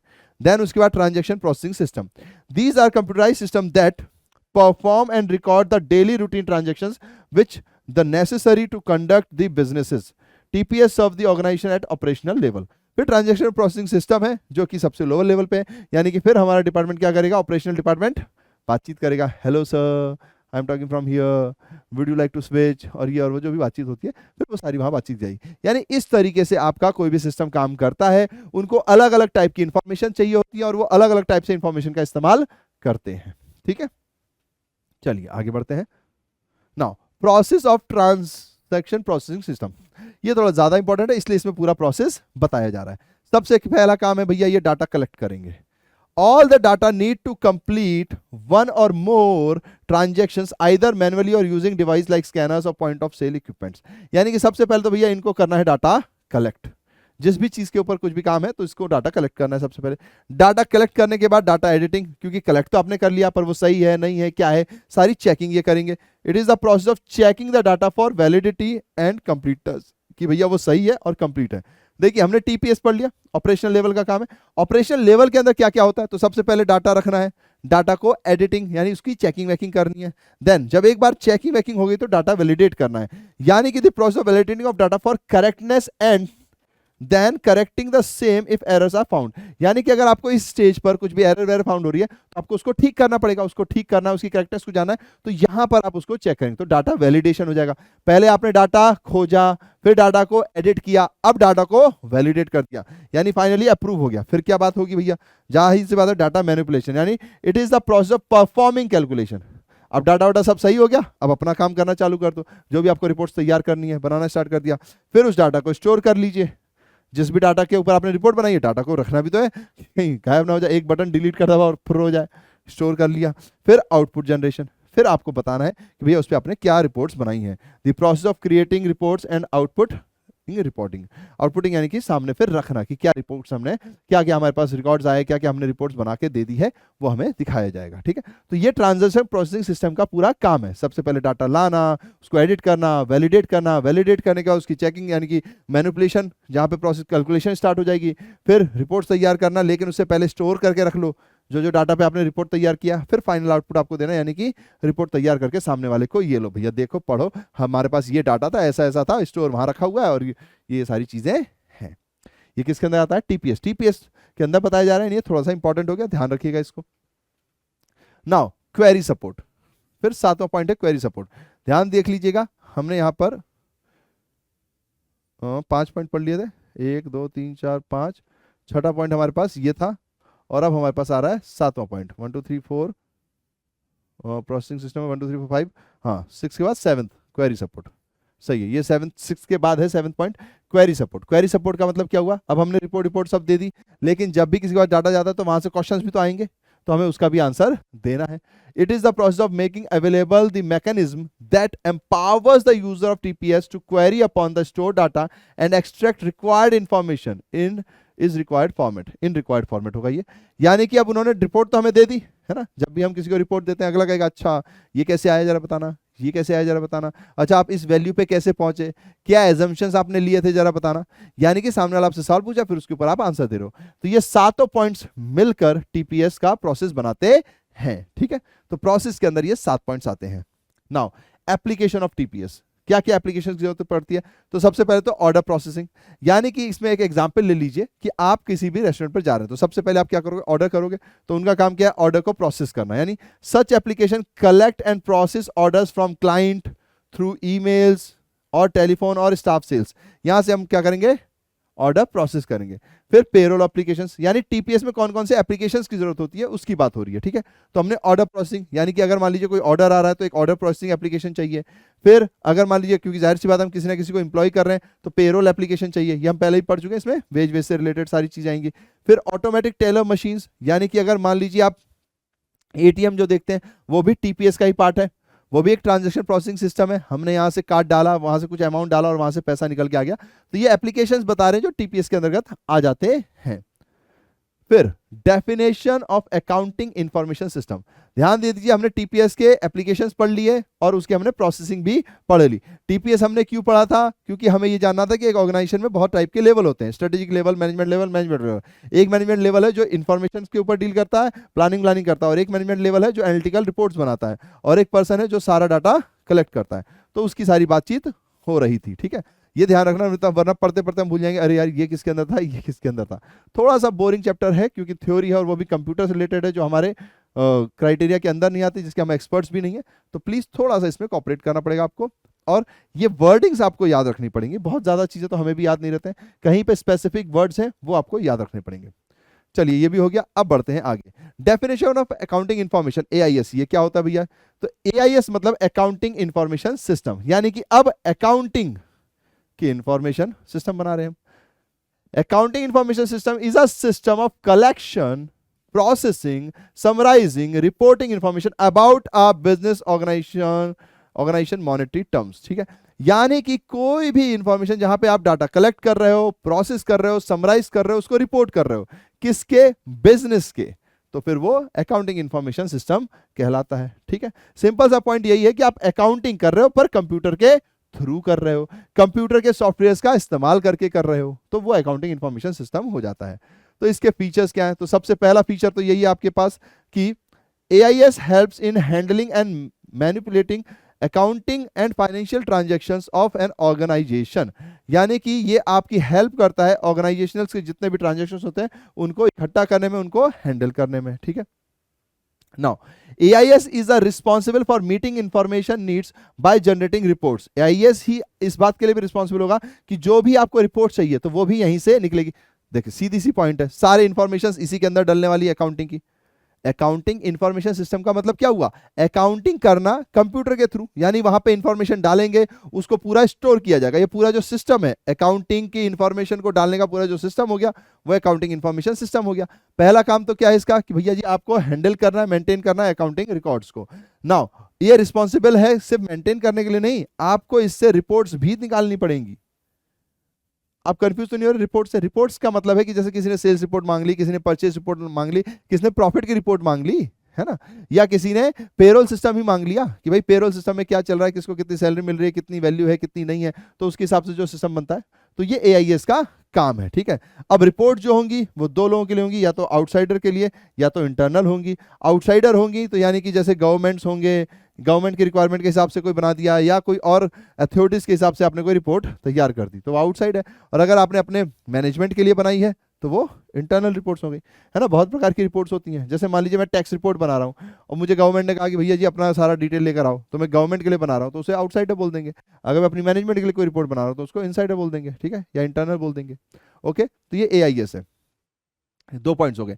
AIS is helpful in producing futuristic data in form of budget, forecast etcetera. यानी कि AIS से आप फ्यूचर का डाटा भी बना सकते हो।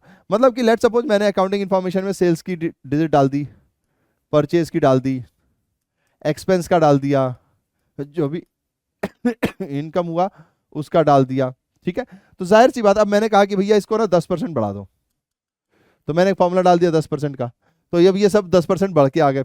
अब मैंने अपनी टीम से कह दिया कि देखो ये हमारा गोल है, यानी बजट फोरकास्ट भी हो गया, ठीक है, कि भाई हमें फिर इस चीज के लिए क्या क्या करना पड़ेगा वो सब चीजें बातें हो जाएंगी। तो AIS हमारी इन सब चीजों में भी हेल्प करता है। फिर it is helpful in maintaining accounting information as per guidelines of the law. जाहिर सी बात है AIS जो है वो इस टाइप से बिल्ड होता है कि लॉ के अगेंस्ट आप नहीं जाएंगे, यानी जो भी सिस्टम पर बैठ के उस सिस्टम को बना रहा है, सॉफ्टवेयर को बना रहा है, वो इस तरीके से बना रहा है कि जैसे एक एग्जांपल है, आपने 11th में हो तो आपने ये तो पढ़ा ही है ना कि भैया क्लोजिंग स्टॉक की जो वैल्यूएशन है वो कॉस्ट और market value which ever is lower,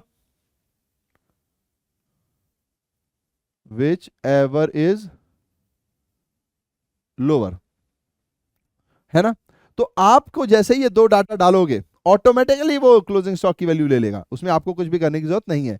क्यों? क्योंकि भैया एज पर लॉ ही बनाया जाता है।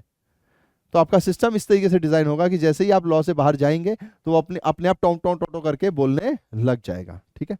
Now, AIS is highly crucial for the organization and thus can easily be harmful, manipulated. Thus, it requires high safe and secure environment to ensure its safety. जाहिर सी बात है AIS तो most important चीज है। किसी भी कंपनी का अगर डाटा ही आपने चोरी कर लिया तो फिर तो बात ही खत्म। आजकल देखो कितनी चोरी का केस चलता है, किसी ने किसी का अकाउंट हैक कर लिया होता है, किसी ने कुछ कर लिया होता है। तो अगर कोई आपका इंफॉर्मेशन सिस्टम ही लेकर चला गया, वो भी अकाउंटिंग से रिलेटेड, तो वो तो बहुत भयंकर बड़ा कुछ भी कर सकता है। आप कुछ बचे ही नहीं, आपको पता ही नहीं आपने कब क्या खरीदा था, क्या बेचा था, क्या नहीं किया था, क्योंकि सब कुछ कंप्यूटर में लिखा हुआ है, ठीक है। तो AIS को बहुत सिक्योर रखना पड़ता है, ठीक है ना। ये इसके पॉइंट्स थे, है ना, इसके अंदर क्या क्या होता है। अब AIS सब सिस्टम क्या है, तो अगर देखा जाए तो AIS एक्चुअली 4 भागों में काम करता है। सबसे पहले आप इसमें इनपुट डालोगे, फिर वो इनपुट डालने के बाद कुछ प्रोसेस होगा, प्रोसेस होने के बाद कुछ आउटपुट आपको दिखाई देगा। अब इन तीनों चीजों पर कंट्रोल बनाए रखना है, तो यानी कि कंट्रोल यूनिट होगा, ठीक है, कि आप इनपुट सही डाल रहे हो कि नहीं, है ना। जिस लैंग्वेज में कहा है, मान लीजिए एक एग्जांपल के लिए मैं कह रहा हूँ कि लैंग्वेज हिंदी आपने इंग्लिश में डाला तो वो एक्सेप्ट नहीं करता है, तो वो यहाँ पर सारी चीजें हैं। फिर प्रोसेस सही से हो रहा है कि नहीं, जो भी इन्फॉर्मेशन गई है उसको प्रोसेस करके आउटपुट सही से दे रहा है कि नहीं, तो ये तीनों चीजों में आता है, ठीक है। अब जैसे कई बार क्या होता है कि हमने कुछ डाला तो कीबोर्ड तो हमारा सही काम कर रहा है, लिखा विखा सब सही है, पर रिजल्ट नहीं आ रहा होता, हम कहते हैं यार ये क्या हो गया, कोई सिंटैक्स एरर आता है। कई बार अगर आपने थोड़ा बहुत भी कंप्यूटर का वो सुना हो तो कई बार सिंटैक्स एरर ऐसे कुछ करके लिखा होता है, तो यानी कि आउटपुट हमारा सही नहीं है, तो कंट्रोल यूनिट उस पर काम करेगा। अगर प्रोसेस पे सही नहीं है तो फिर प्रोसेस पे काम करेगा। इनपुट ही सही नहीं है तो आपको बता देगा कि the digit you have entered is wrong, ऐसे समथिंग समथिंग करके कुछ ना कुछ बता देता है। तो ये AIS ऐसे ही सिस्टम पे काम करता है। नाउ पर्पस क्या है भैया? तो पर्पस वही है, सेल्स ऑर्डर प्रोसेसिंग। अगर मान लीजिए ये एक एक करके एग्जाम्पल दे रहे हैं वो कि कहां कहां पर इसका काम आ सकता है। जैसे सेल्स ऑर्डर प्रोसेसिंग है, सेल्स ऑर्डर से आपको समझ में आ गया कि इसके अंदर एआईएस क्या काम करेगा, जितने भी ऑर्डर्स आएंगे उनके इनवॉइसेस मेंटेन करना, कस्टमर की डिटेल्स मेंटेन करना। यानी कि it is an important transaction processing system which process customer orders and produces invoices for customers and data required for sale analysis and inventory control। ध्यान से देखिए, यहां पर वो ये बता रहे हैं कि क्या पर्पस है एआईएस का। तो एआईएस का क्या पर्पस है? सबसे पहला, जैसे मान लीजिए अगर आप सेल्स ऑर्डर करते हैं, तो भैया सेल्स ऑर्डर कर रहे हैं तो कस्टमर की डिटेल्स को मेंटेन करना, या जो भी डाटा कन्वर्ट हुआ इन्वेंट्री में, जो भी चेंजेस आए, इन सबको मेंटेन करना किसका काम है? एआईएस का काम है। ठीक है, तो सेल्स ऑर्डर से रिलेटेड।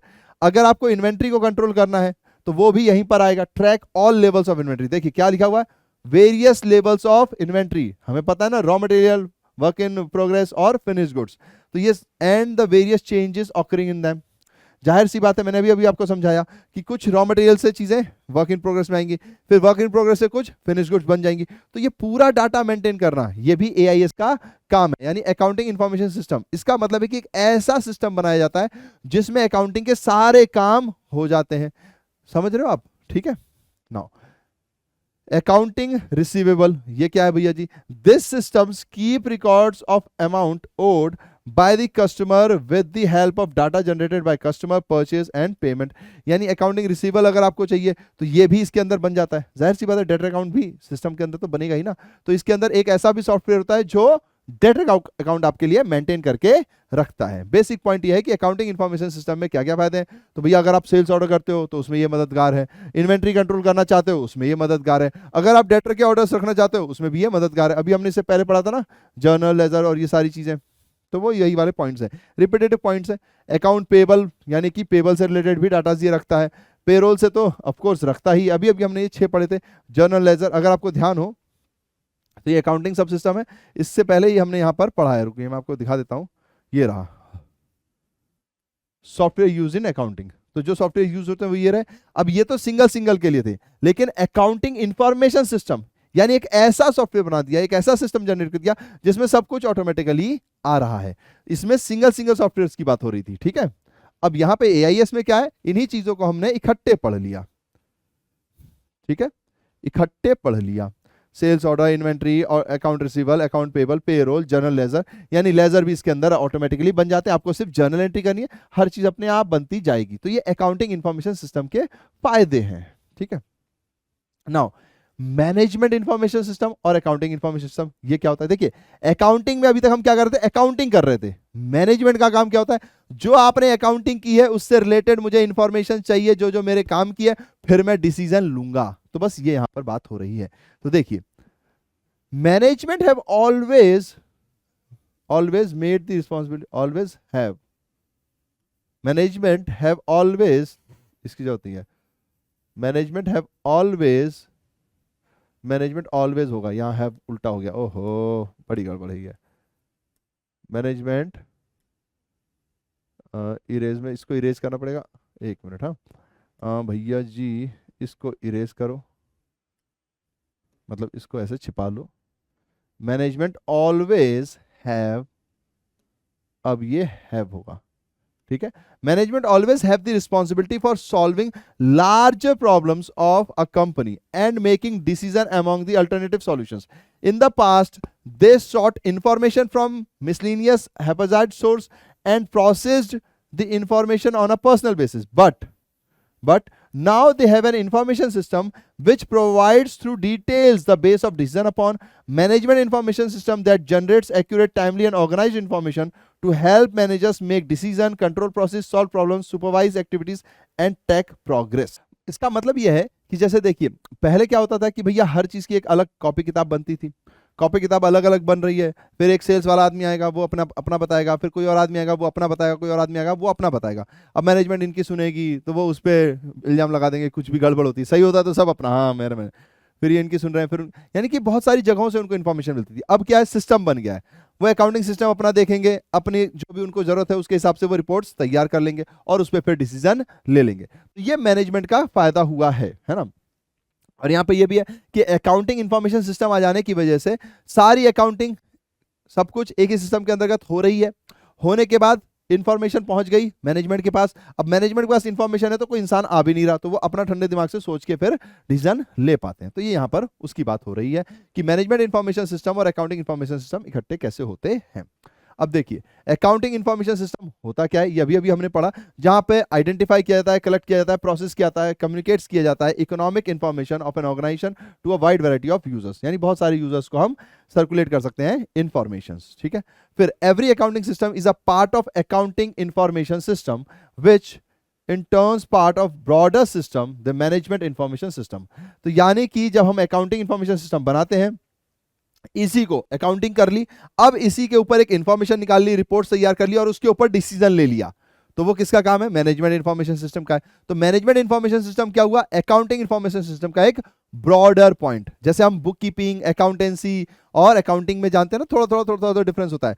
तो अकाउंटिंग इंफॉर्मेशन सिस्टम में सारी अकाउंटिंग्स कवर हो गई, उससे रिलेटेड इंफॉर्मेशन, उससे रिलेटेड रिपोर्ट्स जब हमने तैयार कर ली तो वो मैनेजमेंट इंफॉर्मेशन सिस्टम के अंतर्गत आ गया और डिसीजन ले लिया, क्योंकि मैनेजमेंट में डिसीजन भी लिया जाता है।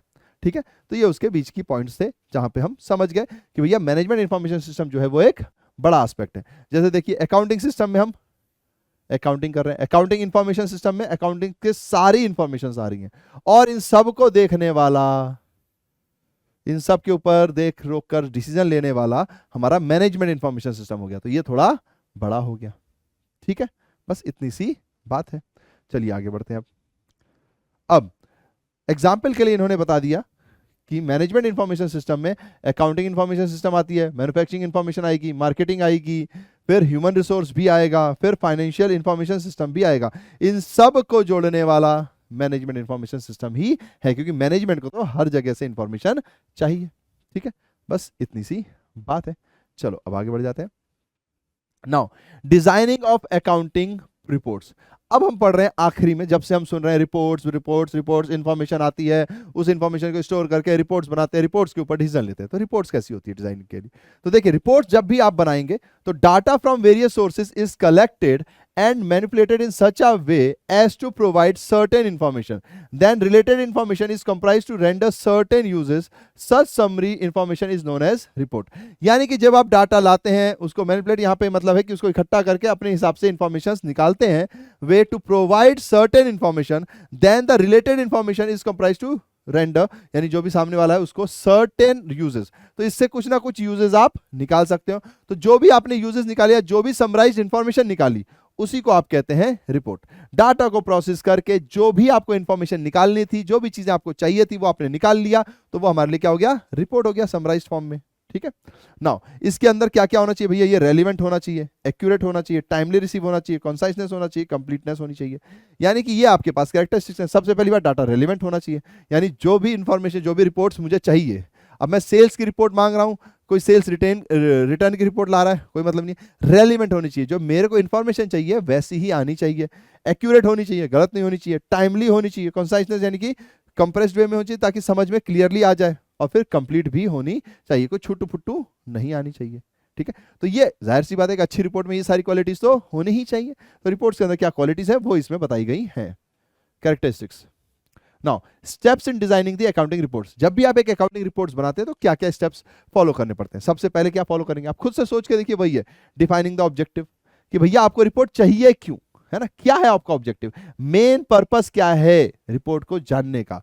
तो the objectives of the report must be defined clearly पता होने चाहिए, ताकि आपको पता चल पाए। The objective must specify types of users and types of decision to be based on the reports, ताकि आपको पता चले ना कि भाई कौन सा टाइप का यूजर है। जैसे लेट सपोज ह्यूमन रिसोर्स वाला है तो उसको तो इंप्लॉइज वाले चीजों से रिलेटेड है और डाटा से रिलेटेड है।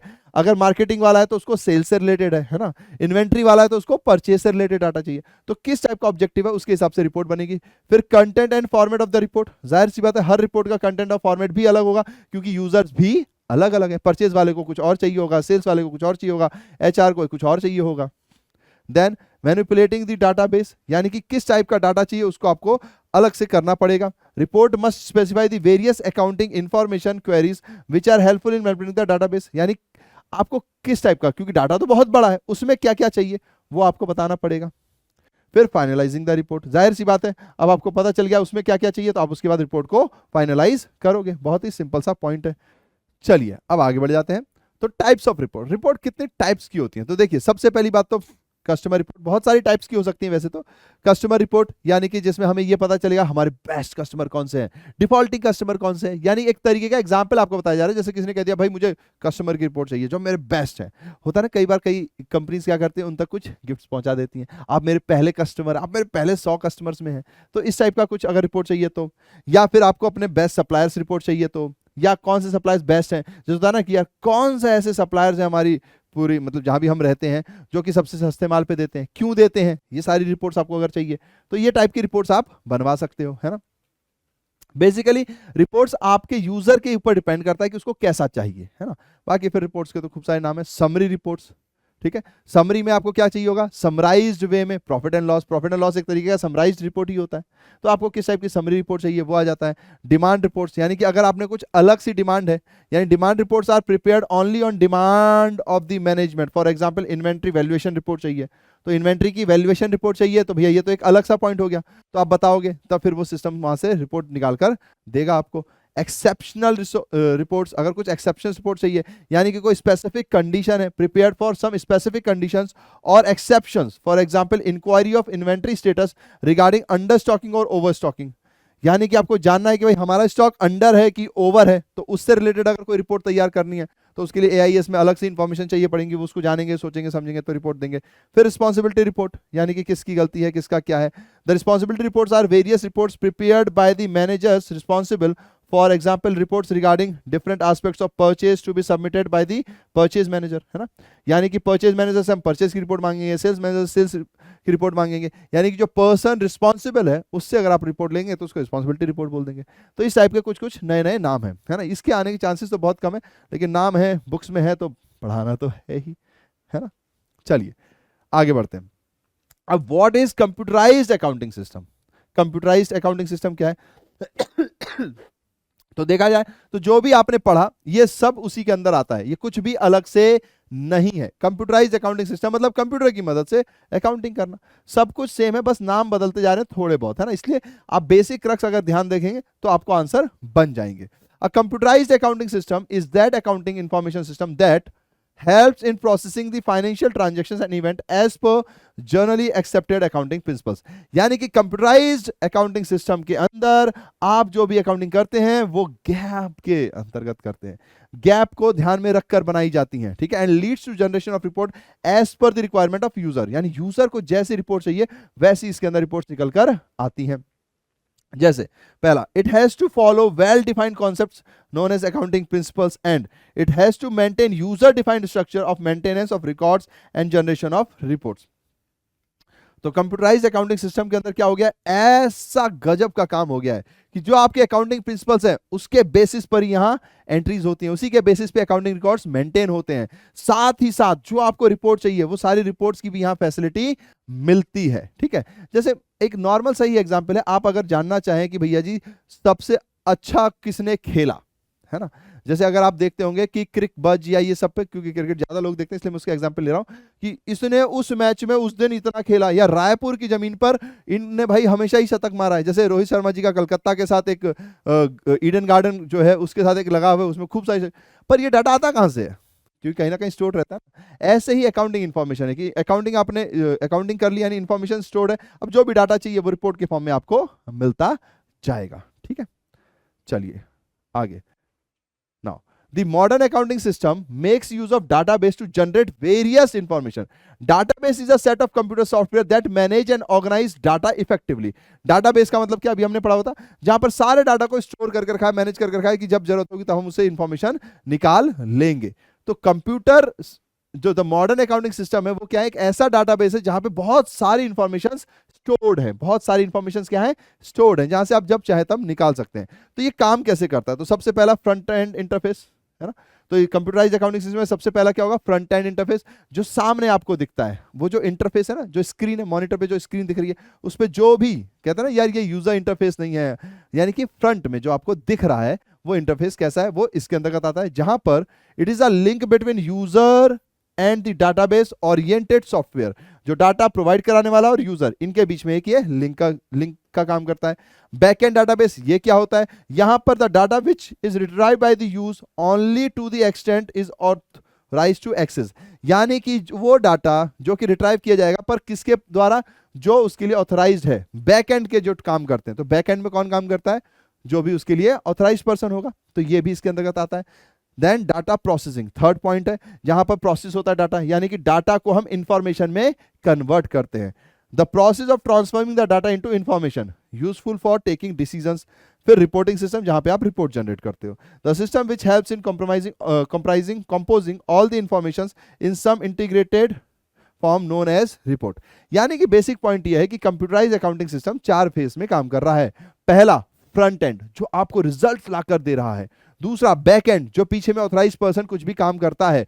तीसरा आपका प्रोसेसिंग, जहां पर आप इनपुट डालते हैं फिर उसके बाद आउटपुट आता है, तो वो जो पूरा प्रोसेस है जहां पर डाटा को इंफॉर्मेशन में कन्वर्ट किया जाता है। चौथा पार्ट है उसका रिपोर्ट तैयार करना, है ना, ये आपने पढ़े हुए होंगे, front end, back and, data processing. चौथा पॉइंट हमारे लिए है कि उसमें रिपोर्ट्स भी तैयार होती है। ठीक है, चलिए फीचर्स क्या है कंप्यूटराइज्ड अकाउंटिंग सिस्टम के, वही जो पुराने हैं वही सारे हैं, वही सब कुछ सेम है, रिपीट है। It facilitates online input and storage of accounting data. भैया आप इनपुट तुरंत तुरंत कर सकते हो, कंप्यूटराइज में ऑनलाइन भी जुड़ गया, स्टोर कर सकते हो। It generates print out purchase and sale invoices, जब आपको परचेज सेल चाहिए वो भी इसी सिस्टम के थ्रू आपको मिल जाता है। It facilitates system of codification of accounts and transactions, यानी कि पीछे से कोई ना कोई कोडिंग वोडिंग करके बैठा होता है, तो अकाउंट्स के ट्रांजैक्शंस जो भी है आप यहाँ एंट्री करोगे, सब कुछ अपने आप होता जाएगा। Then it facilitates grouping of various accounts, यानी कि जैसे मान लीजिए खूब सारे लोग हैं जिन्होंने आपसे उधार पे सामान खरीदा है, तो यहाँ पे आपको सबको एक अलग से नहीं करना, एक हेड बनाने देना पड़ता है डेटर, सन्ड्री डेटर के नाम से, ये आपने सुना भी होगा सन्ड्री डेटर। ठीक है, ये हेड है, आप सारे अकाउंट को इसके अंदर डाल देंगे, तो ऑटोमेटिकली जब आप रिपोर्ट मांगेंगे तो पूरा एक सन्ड्री डेटर का रिपोर्ट आएगा ऊपर हेडिंग में। ठीक है, और उसके अंदर नाम आएंगे। तो ये भी कंप्यूटराइज्ड हो जाने की वजह से एक फायदा हो गया है। ठीक है, बैलेंस मिल जाएंगे। It generates different reports quickly, आपको डिफरेंट रिपोर्ट्स मिल सकती हैं। परचेज मैनेजर के पास जाने की जरूरत नहीं है, परचेज रिपोर्ट आ जाएगी। सेल्स मैनेजर के पास जाने की जरूरत नहीं, सेल्स रिपोर्ट आपके पास आ जाएगी, क्योंकि डाटा उसके अंदर फीडेड है कंप्यूटर के अंदर और वो स्टोर्ड भी है। Now what is the distinction between manual accounting and computerised accounting, क्या अंतर है? तो देखिए सबसे पहली बात, मैनुअल अकाउंटिंग में क्या होता था, identification of financial transaction is done manually, यहां पर मैनुअली डन होता था। In this system, identification of financial transaction is done manually by applying the principles of accounting. इसमें हालांकि कोई अंतर नहीं है, क्योंकि इसमें भी जाहिर सी बात है मैनुअली होता है, इसमें भी देखा जाता है मैनुअली ही होता है, यानी मैनुअली ही डिसाइड किया जाता है कि प्रिंसिपल्स हैं कि नहीं है। बट यहां से डिफरेंस स्टार्ट होता है। रिकॉर्डिंग, यहां पर क्या होगा भैया जी, original and related calculation such as adding is manually, कोई भी चीज होगी, चाहे वो एडिंग होगी, सब्ट्रैक्शन होगी, टोटलिंग होगी, सब मैनुअली होता है।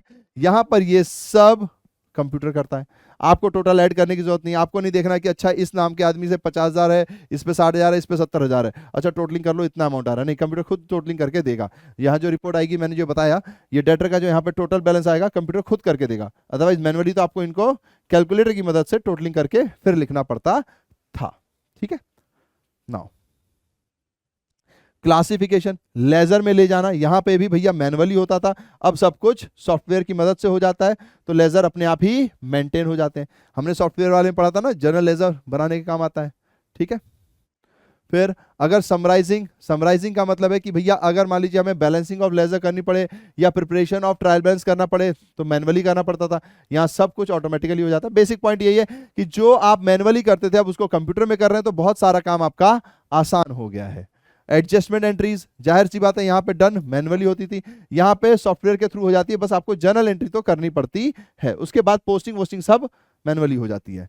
फाइनेंशियल स्टेटमेंट, यहाँ पर भैया जी फाइनेंशियल स्टेटमेंट मैनुअल प्रोसेस है, यहाँ पे फाइनेंशियल स्टेटमेंट ऑटोमेटिकली सॉफ्टवेयर के थ्रू बन जाता है, ट्रायल बैलेंस भी ऑटोमेटिकली बन जाता है। मैंने आपको वैसे भी बताया, आपको बस जर्नल एंट्री करनी है, बाकी सारा काम कंप्यूटर खुद करता है, इसीलिए तो लोग कंप्यूटराइज्ड हो रहे हैं, इसीलिए हम क्या पढ़ रहे हैं, कंप्यूटराइज्ड अकाउंटिंग सिस्टम।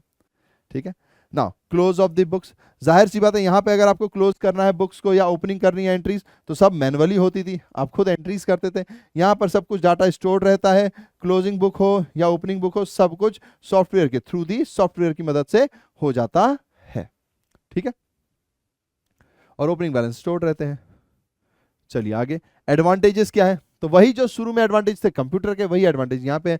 सबसे पहला हाई स्पीड, दूसरा हाई रिलायबिलिटी, आप भरोसा करते हैं, तीसरा एक्यूरेसी, स्पीड इनकी बहुत फास्ट है। रिलायबिलिटी यानी कि आपको पता है कि ये गलत नहीं कर रहे हैं, जो भी कैलकुलेशन है सब सही है। इंसान तो हो सकता है भैया जी 5950 थोड़ा सा गड़बड़ सा लगा, उसमें हमें 10% का प्रोविजन बनाना था, हमने गलती से 559 बना दिया। ये गलती इंसान से तो हो सकती है, कंप्यूटर तो एग्जैक्ट करता है ना, एक्यूरेसी है। तो ये सारी चीजें यहाँ पे आ जाती है, रिलायबिलिटी भी है और एक्यूरेसी भी इसके अंदर आ जाती है। ये तो वही पॉइंट्स है जो कंप्यूटर के अंदर थे, बस थोड़ी सी बातें अलग हुई हैं।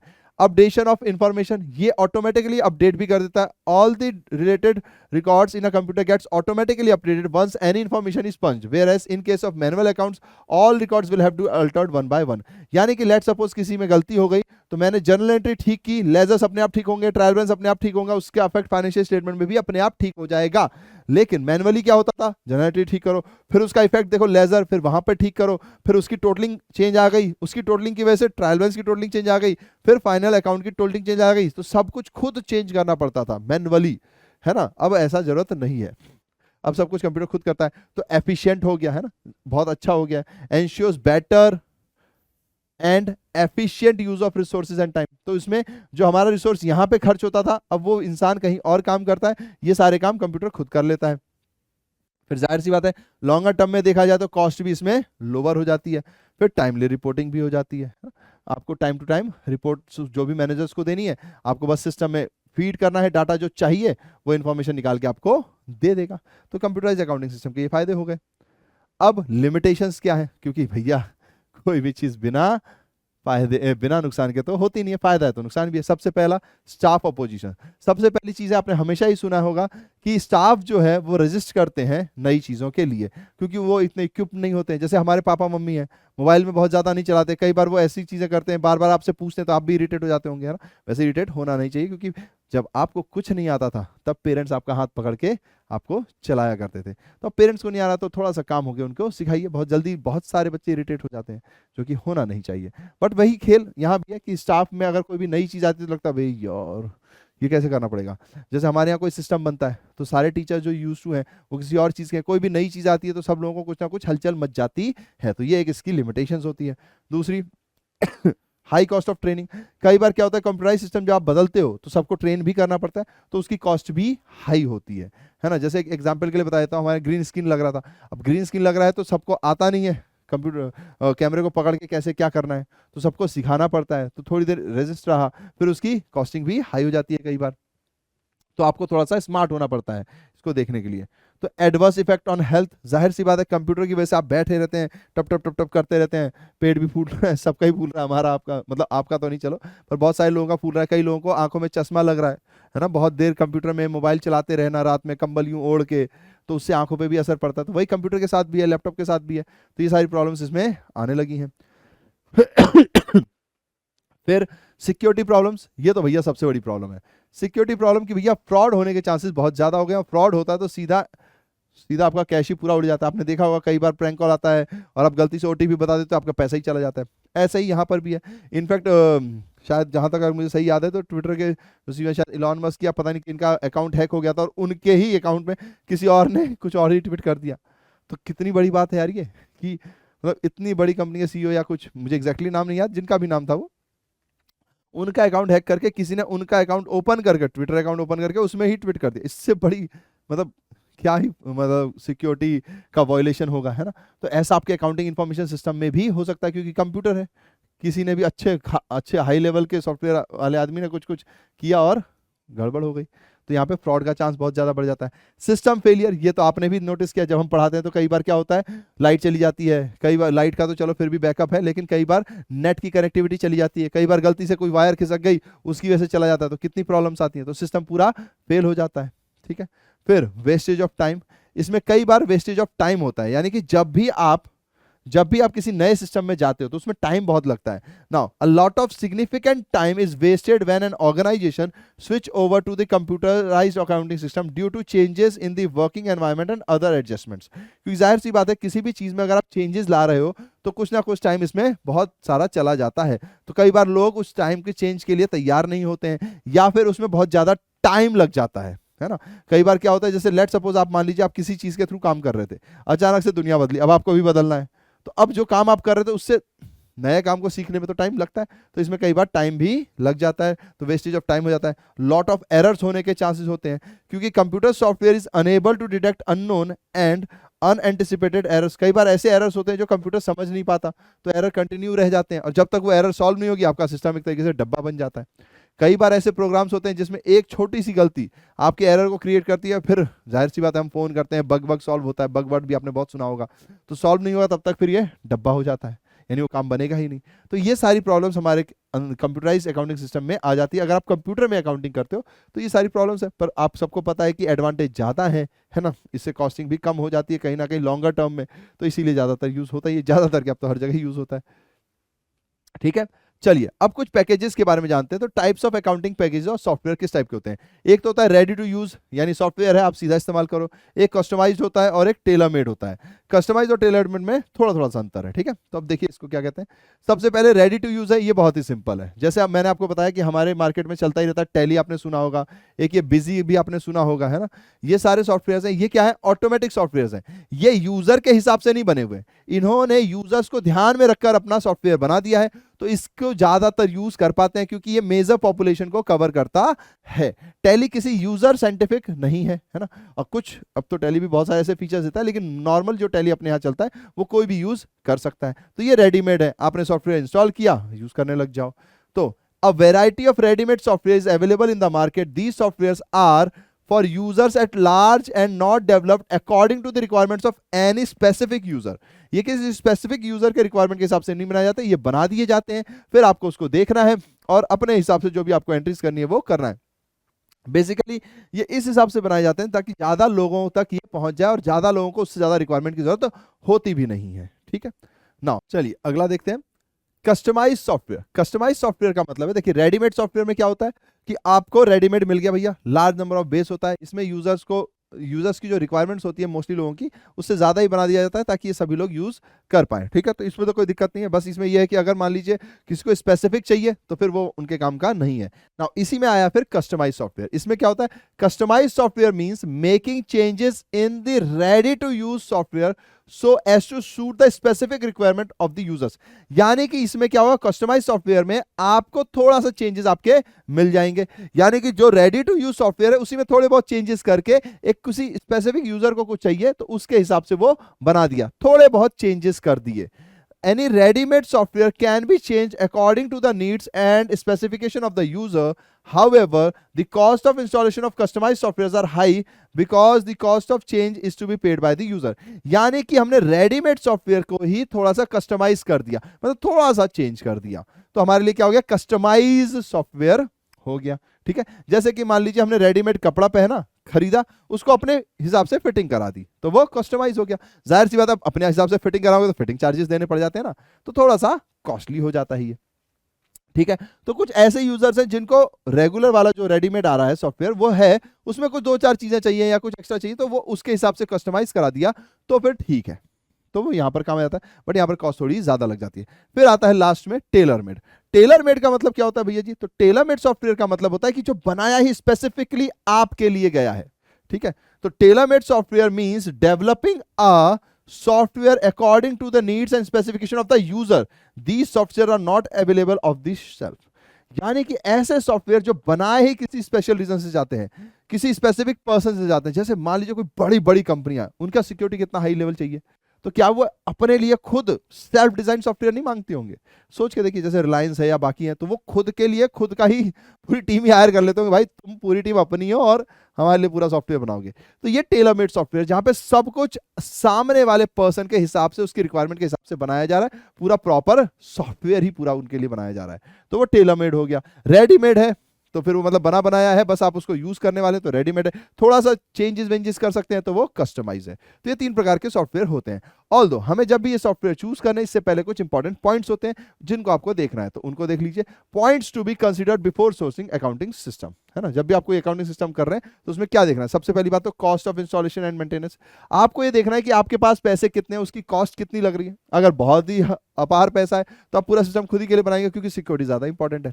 पर जब भी आप कोई सॉफ्टवेयर चूज करेंगे उससे पहले थोड़ा सा आपको देखना पड़ेगा कि कॉस्ट क्या है, उसकी मेंटेनेंस कॉस्ट क्या है, ये भी ध्यान देना पड़ेगा, क्योंकि कॉस्ट सिर्फ ऐसे नहीं होती कि एक बार लगी और लग गई। गई, मेंटेनेंस कॉस्ट भी देखना पड़ता है ना। बचपन में हम सोचते थे यार BMW कार ले लिया करेंगे यार एक बार कार, फिर किसी ने बोला बबुआ कार तो तुम ले ही लोगे अगर पैसा बचाओगे या जमीन बेच के भी ले लोगे, लेकिन एक बार जमीन बेच के कार ले लोगे फिर कुछ और नहीं ले पाओगे। क्यों? क्योंकि उसकी कार तो ठीक है भैया जी, उसका एवरेज भी देखना पड़ता है ना। वो सिर्फ वही लोग अफोर्ड कर सकते हैं जिनके पास अपार पैसा है, जो उड़ाने के लिए तैयार बैठे हुए हैं, है ना। तो the cost of installation and maintenance, a simple cost benefit analysis is done before installing any software. This cost of its acquisition, installation and maintenance are the factors of deep consideration before sourcing any software. किसी भी software को लेने से पहले आपको ये point देना पड़ता है। फिर फ्लेक्सिबिलिटी ध्यान देनी पड़ती है कि भैया जी अगर मान लीजिए कोई चेंज आता है तो before sourcing an accounting software the software should be easily upgradable and must have features of easily modification. यानी कि अगर कोई चीज चेंज आती है तो सॉफ्टवेयर ऐसा होना चाहिए कि वो उसको अपडेट कर पाए, या उसके लिए जो मॉडिफिकेशन चाहिए वो ऐसा वो ले पाए। अदरवाइज हमने सॉफ्टवेयर खरीद लिया और वो कुछ बदल ही नहीं सकता, कुछ चेंज नहीं हो सकता। अब मार्केट में थोड़ी बहुत चेंज आ गए तो अब हम क्या करेंगे? इसीलिए आपने देखा होगा जो गूगल में जो एप्स होते हैं वो अपडेटेड के लिए तैयार रहते हैं, अब तो बनाए भी ऐसे ही जाते हैं। तो ये भी पॉइंट थोड़ा ध्यान देना पड़ता है। फिर एडॉप्टेबिलिटी एंड ट्रेनिंग नीड्स, कि उसमें कितनी ट्रेनिंग नीड्स हैं, कितनी जल्दी हम उसको अडॉप्ट कर सकते हैं। कोई ऐसा सिस्टम है जो बहुत ही ज़्यादा टफ है तो जाहिर सी बात है आपको फिर सोचना पड़ेगा, अपने रिसोर्सेज को देखना पड़ेगा कि क्या मैं उतना इन्वेस्ट कर सकता हूँ कि नहीं कर सकता, है ना। कई ऐसे सॉफ्टवेयर भी होते हैं जो बहुत ही ज़्यादा यूज टू नहीं होते हैं यूजर्स के, तो हमारे एम्प्लॉयज उसको समझ पाएंगे कि नहीं समझ पाएंगे, ये भी हमें देखना पड़ता है, ठीक है। फिर हमारे पास आता है साइज ऑफ द ऑर्गेनाइजेशन, उसके हिसाब से भी डिपेंड करता है कि कहीं ऐसा ना हो कि आपने बहुत कॉस्टली ले लिया और हमारा साइज छोटा है, या सॉफ्टवेयर भी उसी हिसाब से लीजिए जितना आपका साइज। अगर बहुत ज़्यादा ज़रूरत है तो सॉफ्टवेयर बहुत अच्छे लेवल का चाहिए पड़ेगा, कम ज़रूरत है तो नॉर्मल सॉफ्टवेयर से भी काम चल जाता है। तो वो यहाँ पर आपके लिए ध्यान देने वाली चीज़ है, ठीक है। बेसिकली पॉइंट यहाँ है साइज ऑफ ऑर्गेनाइजेशन और वॉल्यूम ऑफ ट्रांजेक्शंस, ठीक है, सिंपल सा पॉइंट है। Now the level of MIS reporting, आपको किस टाइप की मैनेजमेंट इंफॉर्मेशन सिस्टम चाहिए उसके ऊपर भी डिपेंड करता है सॉफ्टवेयर को लेने के लिए, है ना। अगर आपको बहुत हाई लेवल पे चाहिए, बहुत सारी रिपोर्ट चाहिए तो अलग मैनेजमेंट इंफॉर्मेशन सिस्टम आते हैं, आप वो खोजोगे। नॉर्मल चाहिए तो फिर नॉर्मल वाला खोजोगे। तो किसी भी सॉफ्टवेयर को चूज करने से पहले ये सारे पॉइंट्स ध्यान देने पड़ते हैं। लेवल ऑफ सिक्रेसी कैसी मेंटेन करनी है, अगर भैया जी the level of secrecy should be high, it should be impossible for any authorized unauthorized user to access the data. आपको कोशिश ऐसी करनी है कि भाई ऐसा सॉफ्टवेयर लें जिसकी सिक्योरिटी अच्छी हो, है ना। ऐसा ना हो कि भैया हमने लिया और हमारा डाटा किसी और से लीक हो गया, जैसे कई बार लोग कहते हैं, है ना। ऐसा हालांकि रियलिटी तो नहीं पता, लेकिन कई लोग नहीं कहते कि फेसबुक डाटा लीक कर देता है। कि आप कभी भी नोटिस करो, ये मतलब मुझे थोड़ा सा डर लगता है इसमें, डर नहीं मतलब मुझे लगता है कि इसको थोड़ा सा ध्यान देना चाहिए। आर्टिफिशियल इंटेलिजेंस इतना खतरनाक हो जाना भी सही नहीं है, कि कई बार ऐसा होता है, मुझे कई दोस्तों ने भी ये बताया और मैंने भी एक दो बार फील किया कि मैं किससे बात कर रहा हूँ, बात मैं किसी चीज का कर रहा हूँ, थोड़ी देर बाद उसी के ऐड आने लग जाते हैं। ये कैसे हो रहा है? अगर मैं किसी की पेज पे जाके किसी को देख लिया मैंने, या किसी का वीडियो डाला हुआ तो उसको 2 मिनट देख लिया, तो वो कैलकुलेट कर लेगा और वो मुझे फिर वही ऐड दिखाएगा, ये समझ में आता है। लेकिन मेरा मोबाइल बंद, मोबाइल वहां पड़ा हुआ है, मैं बातचीत कर रहा हूँ और मुझे अचानक से वो ऐड दिखने लग जाए, ये थोड़ा सा रिस्की काम है। तो यानी सिक्रेसी, कि सिक्रेसी का मतलब है कि भैया आप सॉफ्टवेयर ऐसा यूज करिए जिससे डाटा आपका मेंटेन रहे, वरना डाटा ही चोरी हो गया तो आप क्या करोगे? क्योंकि अब सब चीजें याद तो रहती नहीं है, प्रिंट आउट निकाल तो लोगे लेकिन उसको वापस फीड करने में बहुत दिक्कत आ जाती है, क्योंकि फिर उस प्रिंट आउट में क्या है क्या नहीं है, कितना क्या है। तो इसलिए ऐसे ही यूज कीजिए जहां पे सिक्रेसी मेंटेन हो और हाई लेवल की मेंटेन हो। फिर वेंडर रेपुटेशन एंड कैपेबिलिटीज, फिर आप जिससे सॉफ्टवेयर खरीद रहे हो भाई वो कैसा है। ऐसा तो नहीं कि कोई नौसिखियां हैं जिन्होंने हाँ भाई हम स्टार्टअप हैं हम बना देंगे, तो स्टार्टअप में भी कई लोग इन्वेस्ट करना ही चाहिए, क्योंकि स्टार्टअप को भी ग्रो करने का मौका देना चाहिए। जाहिर सी बात है, हमारी भी कंपनी कुछ साल पहले स्टार्टअप ही थी, तो वो पॉइंट नहीं, पॉइंट ये है कि क्या वो लोग कर सकते हैं कि नहीं कर सकते। कहीं ऐसा तो नहीं है कि जिन लोगों से आप खरीद रहे हो वो फ्रॉड टाइप के लोग हैं, या कहीं ऐसा तो नहीं है कि भैया उनकी कंपनी ही बंद हो जाएगी, सॉफ्टवेयर खरीद लिया कंपनी गई, अब कराते रहो अपडेट, किससे कराओगे। तो ये सब चीजें आपको ध्यान देनी पड़ती हैं कि भैया जो वेंडर है उसकी रेपुटेशन क्या है, उसकी कैपेबिलिटीज क्या है। तो ये सारी चीजें आपको किसी भी सॉफ्टवेयर को चूज करने से पहले ध्यान देना पड़ता है। देखिए ये टॉपिक जो है हमारा, जाहिर सी बात है थ्योरी टॉपिक्स है, बहुत सारे वर्ड्स आपने पहली बार सुने होंगे, इतनी देर तक थ्योरी पढ़ना भी थोड़ा सा पॉसिबल नहीं होता, खासकर अकाउंट्स के अंदर। पर क्या करें, टॉपिक है यार, 3-4 नंबर का है तो पढ़ना तो पड़ेगा। मेनली आप हेडिंग्स देख लीजिए, हेडिंग्स आपको पक्का याद रखनी है, क्योंकि हेडिंग से क्वेश्चन कुछ भी आ सकता है, ठीक है। चलिए फिर अब चलते हैं, और लास्ट में जो हम कहते हैं, क्या कहते हैं आप सभी से, हम कहते हैं thank you for so much love. ये हमारा 11th का आखिरी वीडियो था, यानी कि अकाउंट्स का भी पेस बैच भी हमारा एक तरीके से खत्म ही हो गया है। तो मैं उम्मीद करूंगा कि आपने बहुत सारा पढ़ा होगा, खूब सारा एडवांटेज इसका उठाया होगा, और आप अच्छे से पढ़ाई कर रहे हैं ताकि एग्जाम भी अच्छे से दें, क्योंकि मेन पर्पस ये है कि एग्जाम आपका अच्छा जाना चाहिए, और एग्जाम अच्छा जाता है तो आपके चेहरे पर स्माइल आती है। बट फिर भी एग्जाम तो आते जाते रहेंगे, अच्छे तो जाने ही चाहिए क्योंकि हम पढ़ाई इसीलिए रहता है कि एग्जाम अच्छे जाए, पर मोस्ट इंपॉर्टेंट पॉइंट है जो हमारा एक मोटो है। मोटो क्या है? हैव स्माइल्स स्प्रेड स्माइल्स, क्योंकि स्माइल में एक बहुत गजब की पावरफुल ताकत होती है, जिससे आप मुस्कुरा के मिलते हैं तो अगला भी मुस्कुराने लगता है, सभी को जीने की वजह भी मिलती है। तो हो सके तो कोशिश कीजिए कि बहुत ज्यादा अकड़ू टाइप के या बहुत ज्यादा इस टाइप के मत बनिए, स्माइल कीजिए, स्माइल करने से सब कुछ हो जाता है। तो have smiles spread smiles, because smile is the biggest gift you can give to anybody. And last time, tata, bye bye.